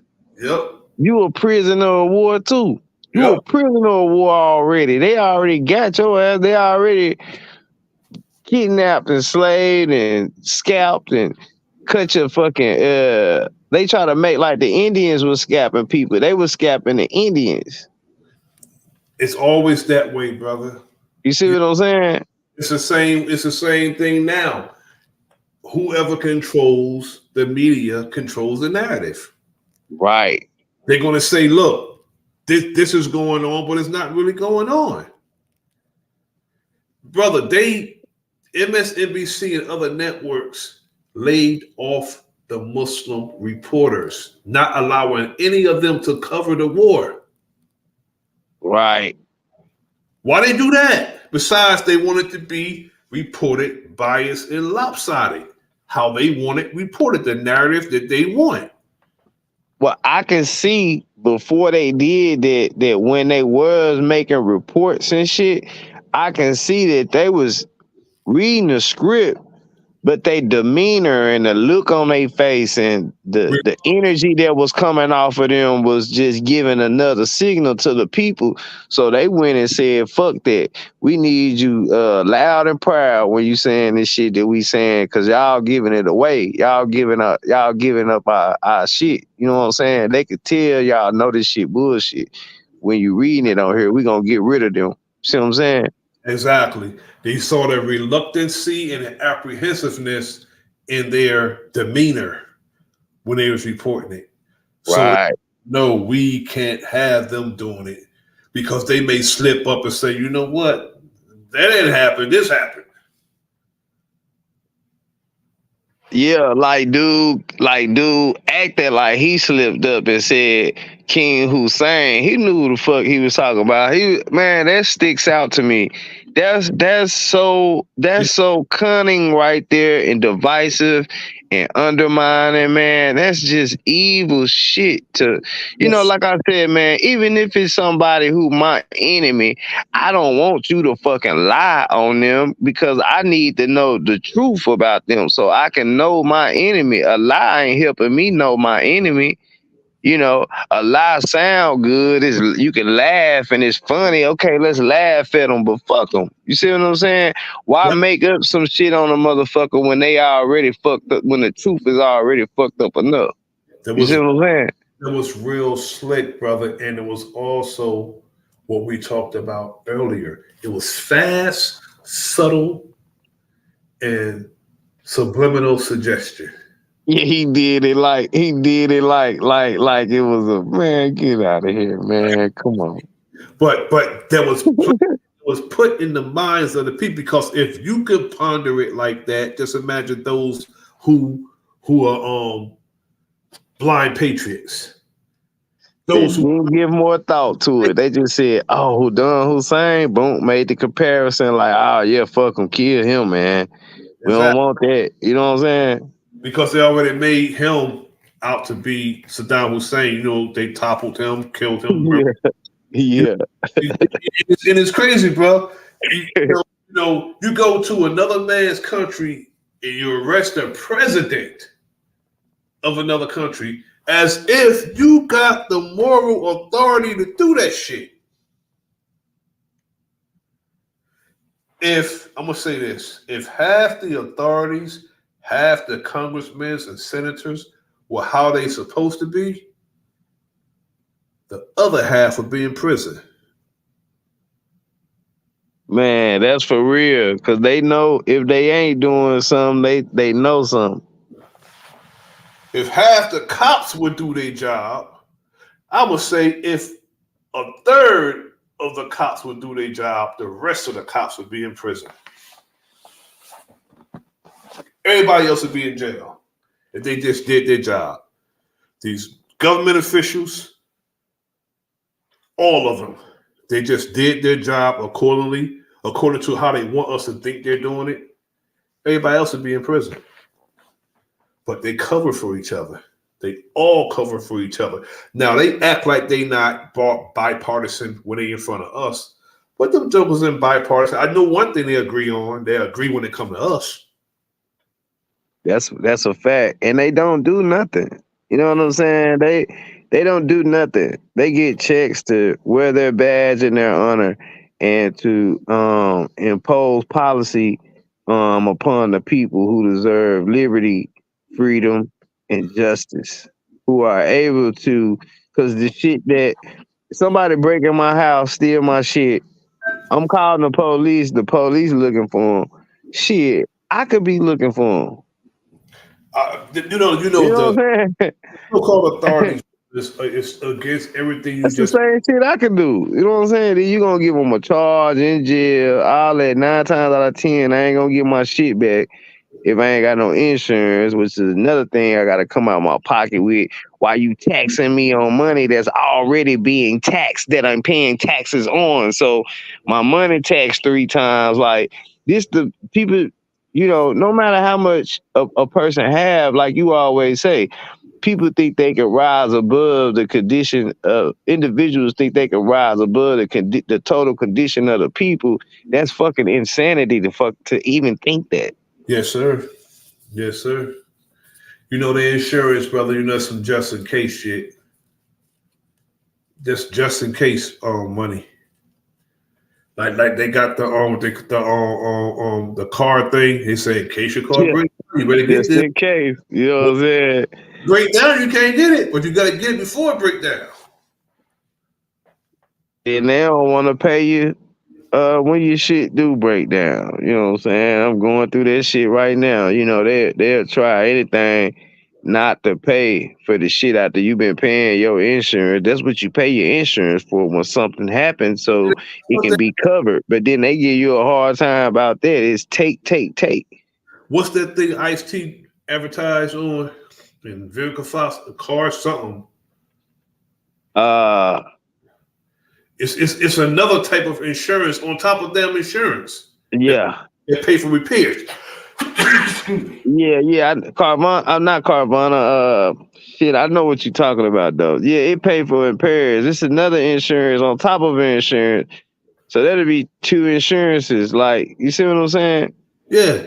It's all a pyramid scheme, man, and they give you a placeholder. We can even see this in our math and shit like that. You see what I'm saying? Exactly, bro. They just, you know, nobody is honorable and do things accordingly. They'll sell you a warranty and they don't uphold the warranty. They don't honor the warranty. If say if you go and you get brakes, they say, yeah, that's it. CarMax. I don't know if it's CarMax or not. The Ice-T. I don't know if it's CarMax or Ice-T advertised. I know it's car something. I can't think of what it is, man, but I seen them on there. I seen Ice-T on the screen and shit on the commercial. I just can't think of the name of it, but yeah. You go buy brakes and you get a warranty on the brakes. Sometimes you get a lifetime warranty. You spend extra money to get a lifetime warranty. And you go in, your brakes, you need brakes. And you go in, they want to sell you something. They don't want you to come in after you spent that money on that warranty. They don't want you to come in and just get your brakes. They're trying to sell you something else. Nope. Put my brakes on, let me go. That's it. They want to sell you something else. Upsell, you know, and they gotta do the upsell. You know, when they don't do the upsell, it's a bad performance on the rep. When they peep that the rep ain't trying to give you the upsell, they score them on that and shit. So, you know, the rep like, damn, for me to perform good on my job, I gotta at least order the upsell, because 9 times out of 10, even if it's just at a register or something, it still got audio in there. Companies do what's called Q&A, quality assurance. So they go through and they listen to the way that the person is interacting with the customer. I know this because I've been in sales for so long. You know what I'm saying? Brother Key, Car Shield. Yeah. Car Shield. Okay, yeah. I seen Ice-T on the commercial, man. This shit, I thought that was funny, but Car Shield. Him and Mr. Big from Soul Sonic Force, they do the commercial together. I think Vivica Fox did a Car Shield commercial also. Yeah, man, they probably all, you know, tied into this, man, to where they, you know, getting this extra money off the people, man. It's, you know, insurance is, you know, one of the biggest scams of all time. Yeah, it's you know, especially in New Jersey. New Jersey has some of the highest insurance in the nation. New Jersey. Wow. And especially when it comes to like homeowner insurance. Oh yeah, man. I'm getting, man, I almost And taxes, said brother. it real crazy, but we getting hit over here. You know what I'm saying? Especially when it's an issue. When it's an issue, it's an issue. I shouldn't have to squeeze through a fucking Cheerio just to get some shit took care of. I've been paying insurance on some shit, and it's been 15 years, and now some shit happens. And it's an insurance thing. If I need my floors done or some shit, or it's mold in the walls or some shit like that, I should be able to use my insurance Oh to yeah, pay for this shit. definitely. But 9 times out of 10, people get denied their insurance claim if they can't win their insurance claim, because you got to be clever to get this shit. You got to be divisive to get your insurance claim, because they ain't gonna just straight up give it to you unless your skin ain't your sin. If you understand what the fuck I'm saying, or they look at you like a certain type of way. You know what I'm saying? Yes, sir. They're supposed to have that person come out, assess the damage, the assessor come out, and then pay you. That's how it's supposed to be. That's how it's supposed to be, but it don't work like that. So a lot of people then have to take out an equity loan on their house, because the equity will go toward shit that you could fix and add on and shit too. But that's not, you shouldn't be, then now you got to pay back on top of that. You shouldn't be taking that shit out. You should be paying for this incident with the insurance. But once again, they raping you, digging deep on you on some other shit that they can charge interest on. Always, brother. It's robbery. Like I was speaking when we were speaking earlier, brother. And I was like, I wish the public service, gas and electricity, and especially the damn cable company. I would feel better if they carried guns, because if I'm gonna get robbed, at least be armed. Yeah. At least be armed. Yeah, at least have a gun, man. I'm just giving this shit to you. You know what I'm saying? She's strong arming me without even being in my presence. You know what I'm saying? Actually, you passing by me and I'm flagging you down, giving it to you, but you robbing me like a motherfucker though. That's the irony of this shit. You know what I mean? Yeah, like the taxes too, bro. Oh, taxes, brother. Woo. Well, you getting taxed on money that's already taxed, and then you take the money that's already been taxed 2 times, and then you go to the store and you pay some more taxes on the shit that you want to buy from the store. You know what I'm saying? So this shit is crazy, man. Then they take what you made, what they took from you from the year, and then they tax that shit again, and then they give you the remainder of that shit. But what's crazy? You know what I'm saying? No, bro. If you owe them, they can tell you exactly how much you owe them. Oh hell yeah! But why can't they tally up what they owe you and just send it to you? You gotta go to a middleman. You gotta go to H&R Block. You gotta go to Jackson Hewitt and pay them to add up what the government owe you. Right. Why the government tally up what they owe you and just send it to you every year? Why? Because these brokers are probably in cahoots with them.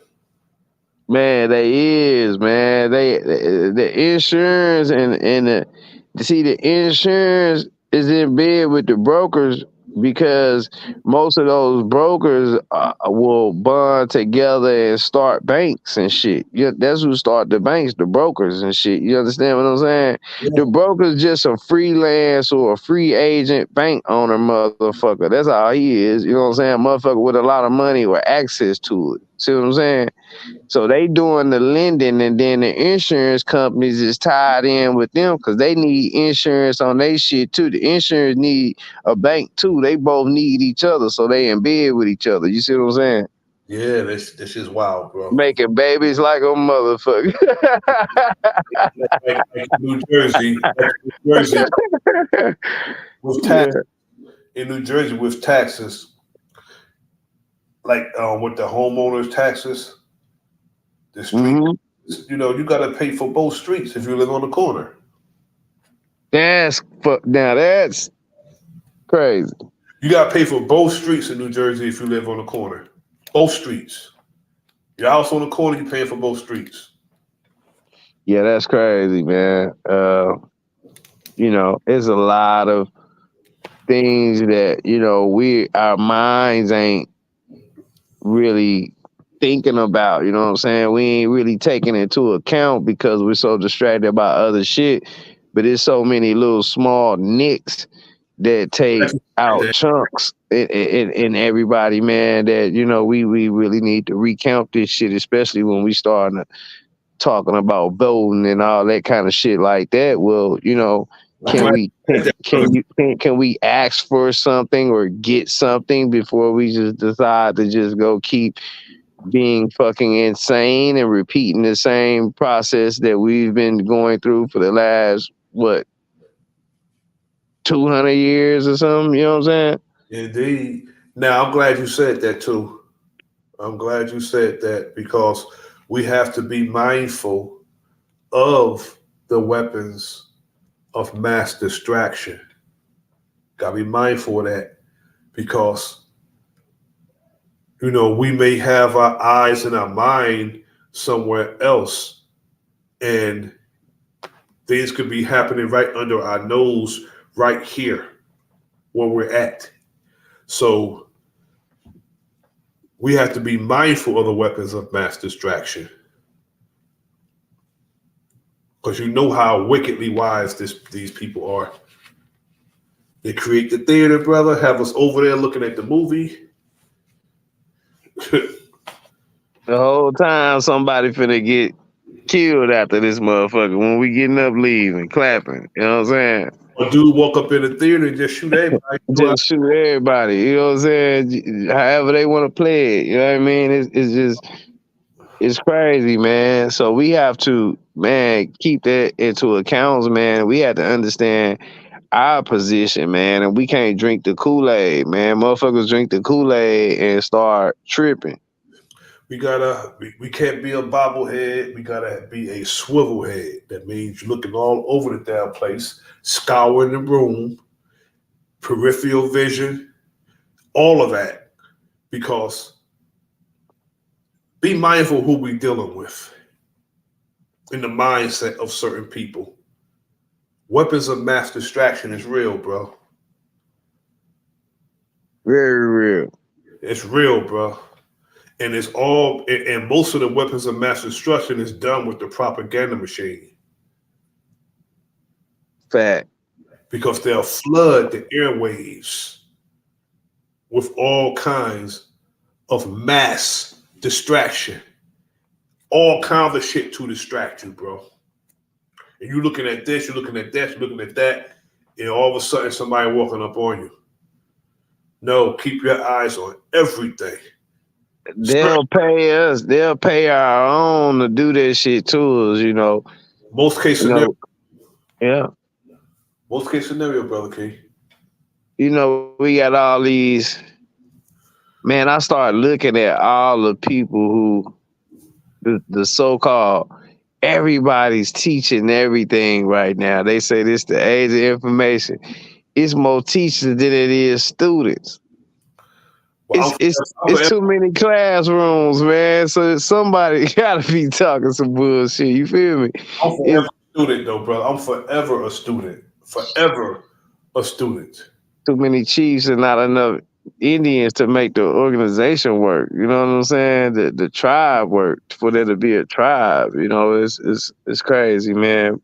You brother, know, it's funny, brother. Cause I said that at work today. Yeah. The chiefs. Not enough Indians. And guess who I work around, brother? Oh, man. So, man, look, pardon me, brother, but, man, you know, we was on the stream the last good stream we had, and you was talking about we was on the phone, man, and it was, you know, I know who you was about to say you work around, and, you know, man, brother, let me just tell you, man, I was next to one of them on a plane, bro, and that no deodorant, boy, is not a myth, man. That shit is real bad. I said, damn. Oh, man. Rick James, and Bootsy Collins. Boy, You it know was how Funk funky that'll Doctor. be? It was Red Man. It was Funk. No, it was Funk Doctor Flex. That motherfucker, Red Man. Boy, it was going It's down. I was telling them to give me a mask. I was like, man, give me a mask. That's crazy. That's a DJ for man. Yeah, man. I never. You said that. You said a couple of things, man, within the last couple of days. You said, now the cops be at the Irish bars. And that stuck out to me. So then like an hour later, I started watching this thing where some cops was having a ceremony in an Irish bar. I was like, damn, the brother just said that. But man, when I got on that plane and had to smell that shit, I was like, man, everything this brother be saying, man, I be experiencing that shit. And I ain't liking this one. I'm gonna have to tell about this one.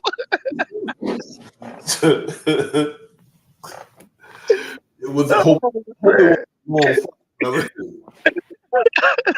Yeah, that was bad, man. But and that's a shame they do that. You know, that's one thing. Now, don't get mad at me, man. But you know, they should bomb them about that shit, man.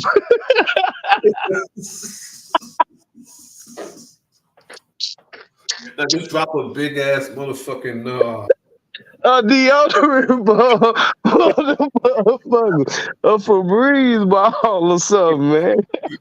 Breeze an axe bomb or something. Nah, I'm just, you know, having fun, man. You know, but yeah, that was horrible.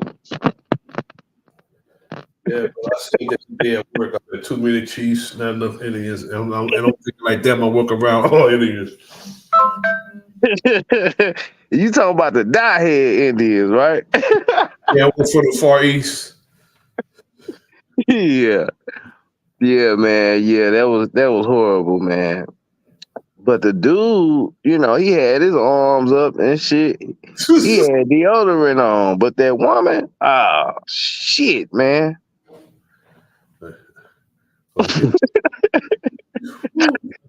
Ooh-wee. And I was like, man, sit down. Like, quit walking back. Sit your motherfucking ass down somewhere, man. Quit walking past me. Want no draft? What are you doing, man? This is, boy. Yes, sir. Yeah, man. Yeah, but Yeah, we would have been remiss of our duties if we didn't talk about this, at least, brother. Oh yeah, it was definitely a great stream, man. I'm glad I was able to. See, I ain't give up this time. I kept restarting my phone. They kept kicking me off like I was having connection issues, but I think it's the what's it called? Not Zoom, but the one we're using right now. StreamYard, yeah. So, you know, I always have issues with that, but I'm glad I was able to be here throughout the whole stream, man. Salute. And I appreciate you for having me on the panel. These people be getting janky, brother, with the streams. You know, yeah, getting janky and not wanting people to play certain videos for what, you know. I know the reason why, because, you know, they want to control the narrative and they don't want anybody saying anything contrary to what they're saying. And that is not freedom. You call this country the land of freedom and justice, and you know what I'm saying, the land of the free, home of the brave. But you want to silence somebody, or you want to determine and you want to censor somebody of what they can say, when people can look and see what's going on and but they can't say what they see. That's not freedom. Right. That's not right. freedom. But I'm not going to. But I'm not going to base my freedom based on what somebody else say. No, I'm gonna free my damn self and say what I got to say. I'm gonna say what I have to say. Right. That's right. I don't care who I piss off if I'm telling the truth. You know what I'm saying? Better be pissed off than pissed on. Put it that way. Yeah. You know, you need to be pissed off if I'm telling the truth and you mad about that. You know, and we should be able to come to a head on it. You know, I was thinking about that censorship thing. As a content creator, all of us who are content creators, I know a lot of content creators support each other's shows by listening and things like that. Salutes to everybody who here in the chat. You know, we have to understand that we all individually have to deal with certain censorship. So, you know, we can't be censoring each other either when these motherfuckers are already gonna censor us. You know what I mean? So, you know, we got to combat with that too. We can't help them do their job because they not helping us. You know what I'm saying? They trying to keep us from speaking our mind, and they want to control our mind. And when somebody speak their mind, they are out of control. That's the main part. They don't want to control our mind. When somebody speak freely, they are out of control. So what they do is punish you for speaking the truth. They'll punish you. Not because you lie on them, because you tell the truth about them. Facts. Because I used to do that, man. I used to make shows and be so direct, you know what I mean, and raw with it. And they would just, my show wouldn't be, they'll cut me down in the middle of the stream. You know, I got so many strikes back to back that I didn't even think I was going to be able to monetize my page. But I kind of found my balance with speaking the language. You know, that's why I was telling the brother earlier, we can't refer to them as that. You know what I'm saying? It's just certain lingo we have to use. And even with our title and the way we title our shows, you know, we have to be a certain type of way, and we can get it through though. You know what I mean? After so many years of them calling themselves that, they don't want to be called that anymore. You know, which is crazy. Right. Because now it's offensive, man. You know, hey man, shout out to OG Philly, man. You know, like I was telling y'all, man, the other day on my channel, man, you know, it's kind of hard to even express yourself without upsetting motherfuckers and everybody getting their panties in a bunch, but you don't know who the fuck wearing the panties now, so you don't know who the fuck you gonna piss off. Yeah. You know my saying, brother. The one who yells ouch is the one who got hit. Oh man. Let me stop, man. It's getting late, man.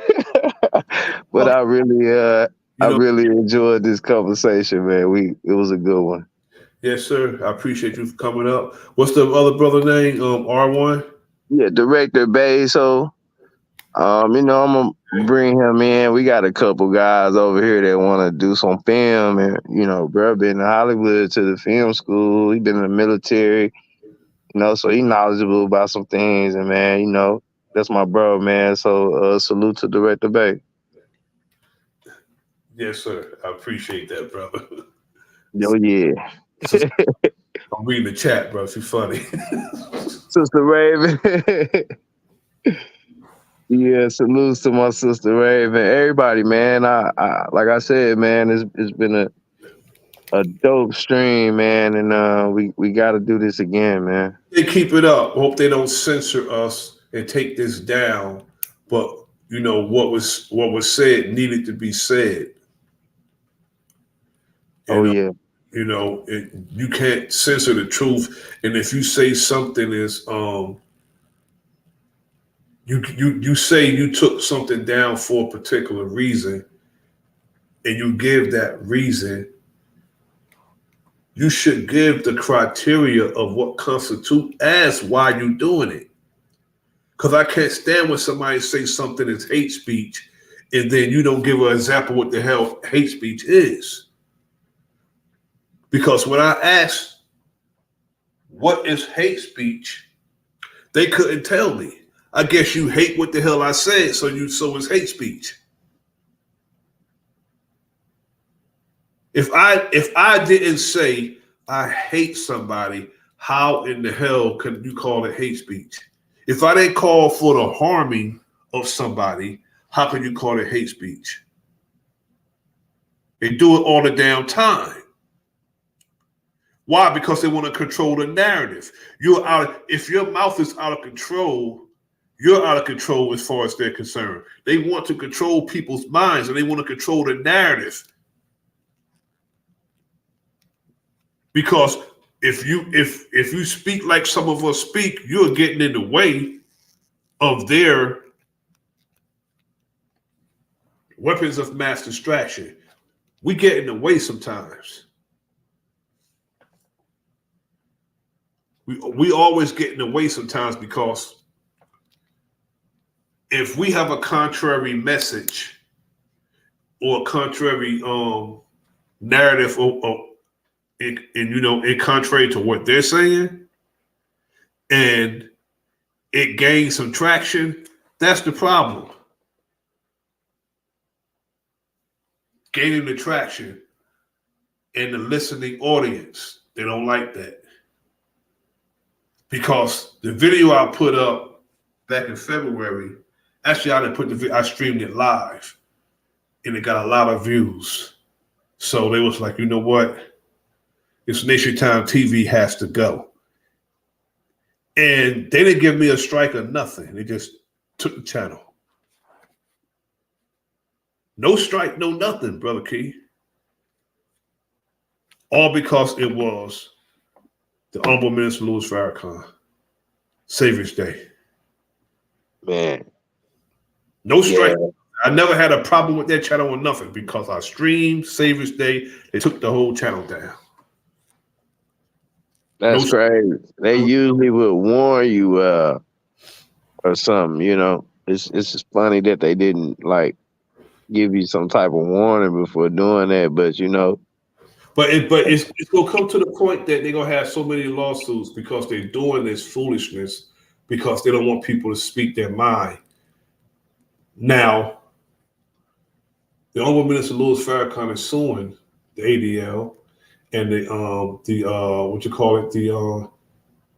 Southern Poverty Law Center. He's suing both of them because of the lies they've been telling on him for years. He's suing them for $5 billion.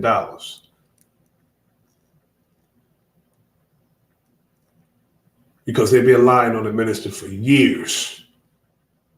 And Shalami Alani said, I played the video when we did a stream months ago, that's a trick that they use when they don't want people to call them out. Just call them anti-Semitic. Yeah, that's crazy, man. You know, they're gonna stop doing that because a lot of people is catching on to that and they're gonna get sued. Like Kyrie said, man, how the hell I'm gonna be anti-Semitic? Kyrie and Kanye told him, how the hell I'm gonna be anti-Semitic and I'm so-called fucking Semitic?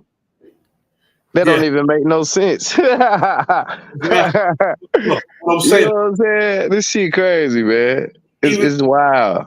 Even if you are, but you can't be anti-Semitic because you are critical of a person. So you're telling me because I said something about what a particular people did, I'm anti a whole damn nation of people, come on, stop that. Right. Semitic would be Shemitic, which would be from Shem. Yeah, exactly. Supposedly within their story. And he was supposedly a so-called black man. So what the hell, you know, this shit get crazy. It get real crazy. It gets real crazy. And it's like that's nothing but censorship, and that's nothing but having a damn bully pulpit. That's all it is. Having a bully pulpit trying to tell people, okay, you could do something nefarious, but you won't be called out for it. And it's crazy. It's like they basically falling in line with the narrative. They're saying that they the people who saying they the Jews that are not, but they telling you they are, and they playing out the role of the Jews who ain't supposed to be Jews and saying that they in a person play in the so-called black man's place at the same time. Just like with this Armageddon war shit, like I say, man, they're trying to manifest the destiny of the script that they put in this book, man. And that's the crazy part, also, brother. Want to deny the power you have while exercising it. It's crazy, man. Bro, you want to deny the power you have while exercising that power, but you want to deny that you have it. That's crazy to me. That is crazy. And then want to always play the harp strings and corner the market on victimhood while exercising so much power. Could shut somebody down, take shit away from them as a victim. Victimize people as a damn victim.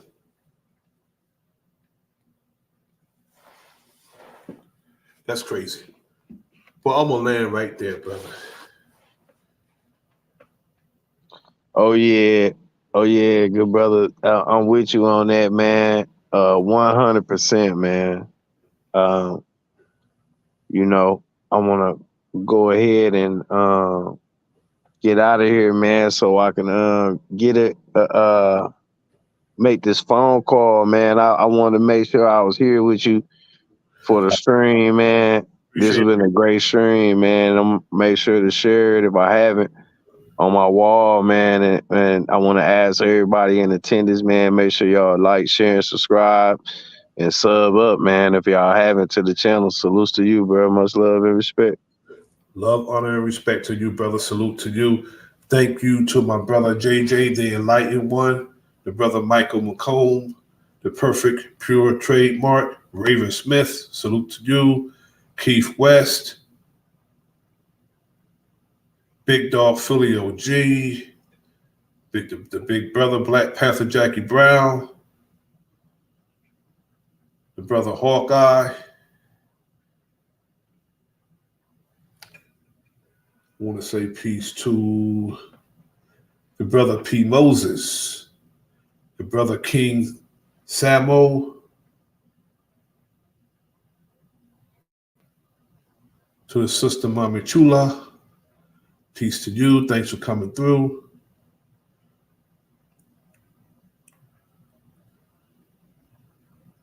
Peace to my brother Bronx Flat Power of God. Peace to my brother Keith West.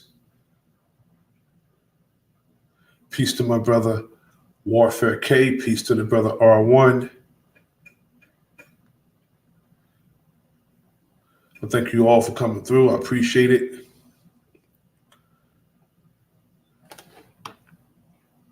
If they don't take this down, you know, this would be one for the books. This is your brother Nasir. This is the Enemy's Public.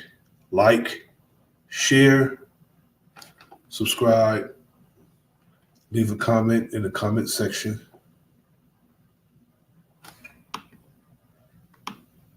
Peace.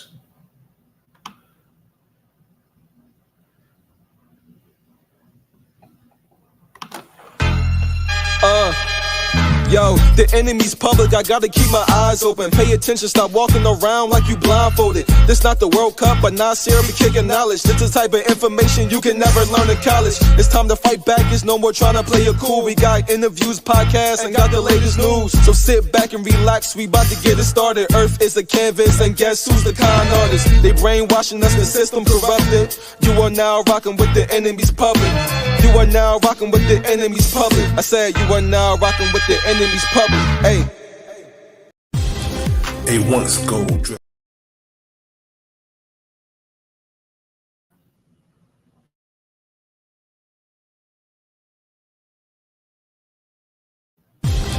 A once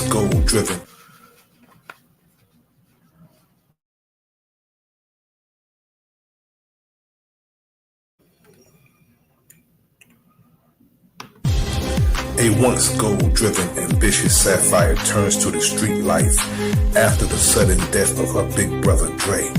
Dre's best friend Devontae tries to honor his homeboy's last request of looking out for his baby sister. A rebellious Sapphire makes it very difficult for Devontae to carry out his promise. Author Angela King James presents Fire. Get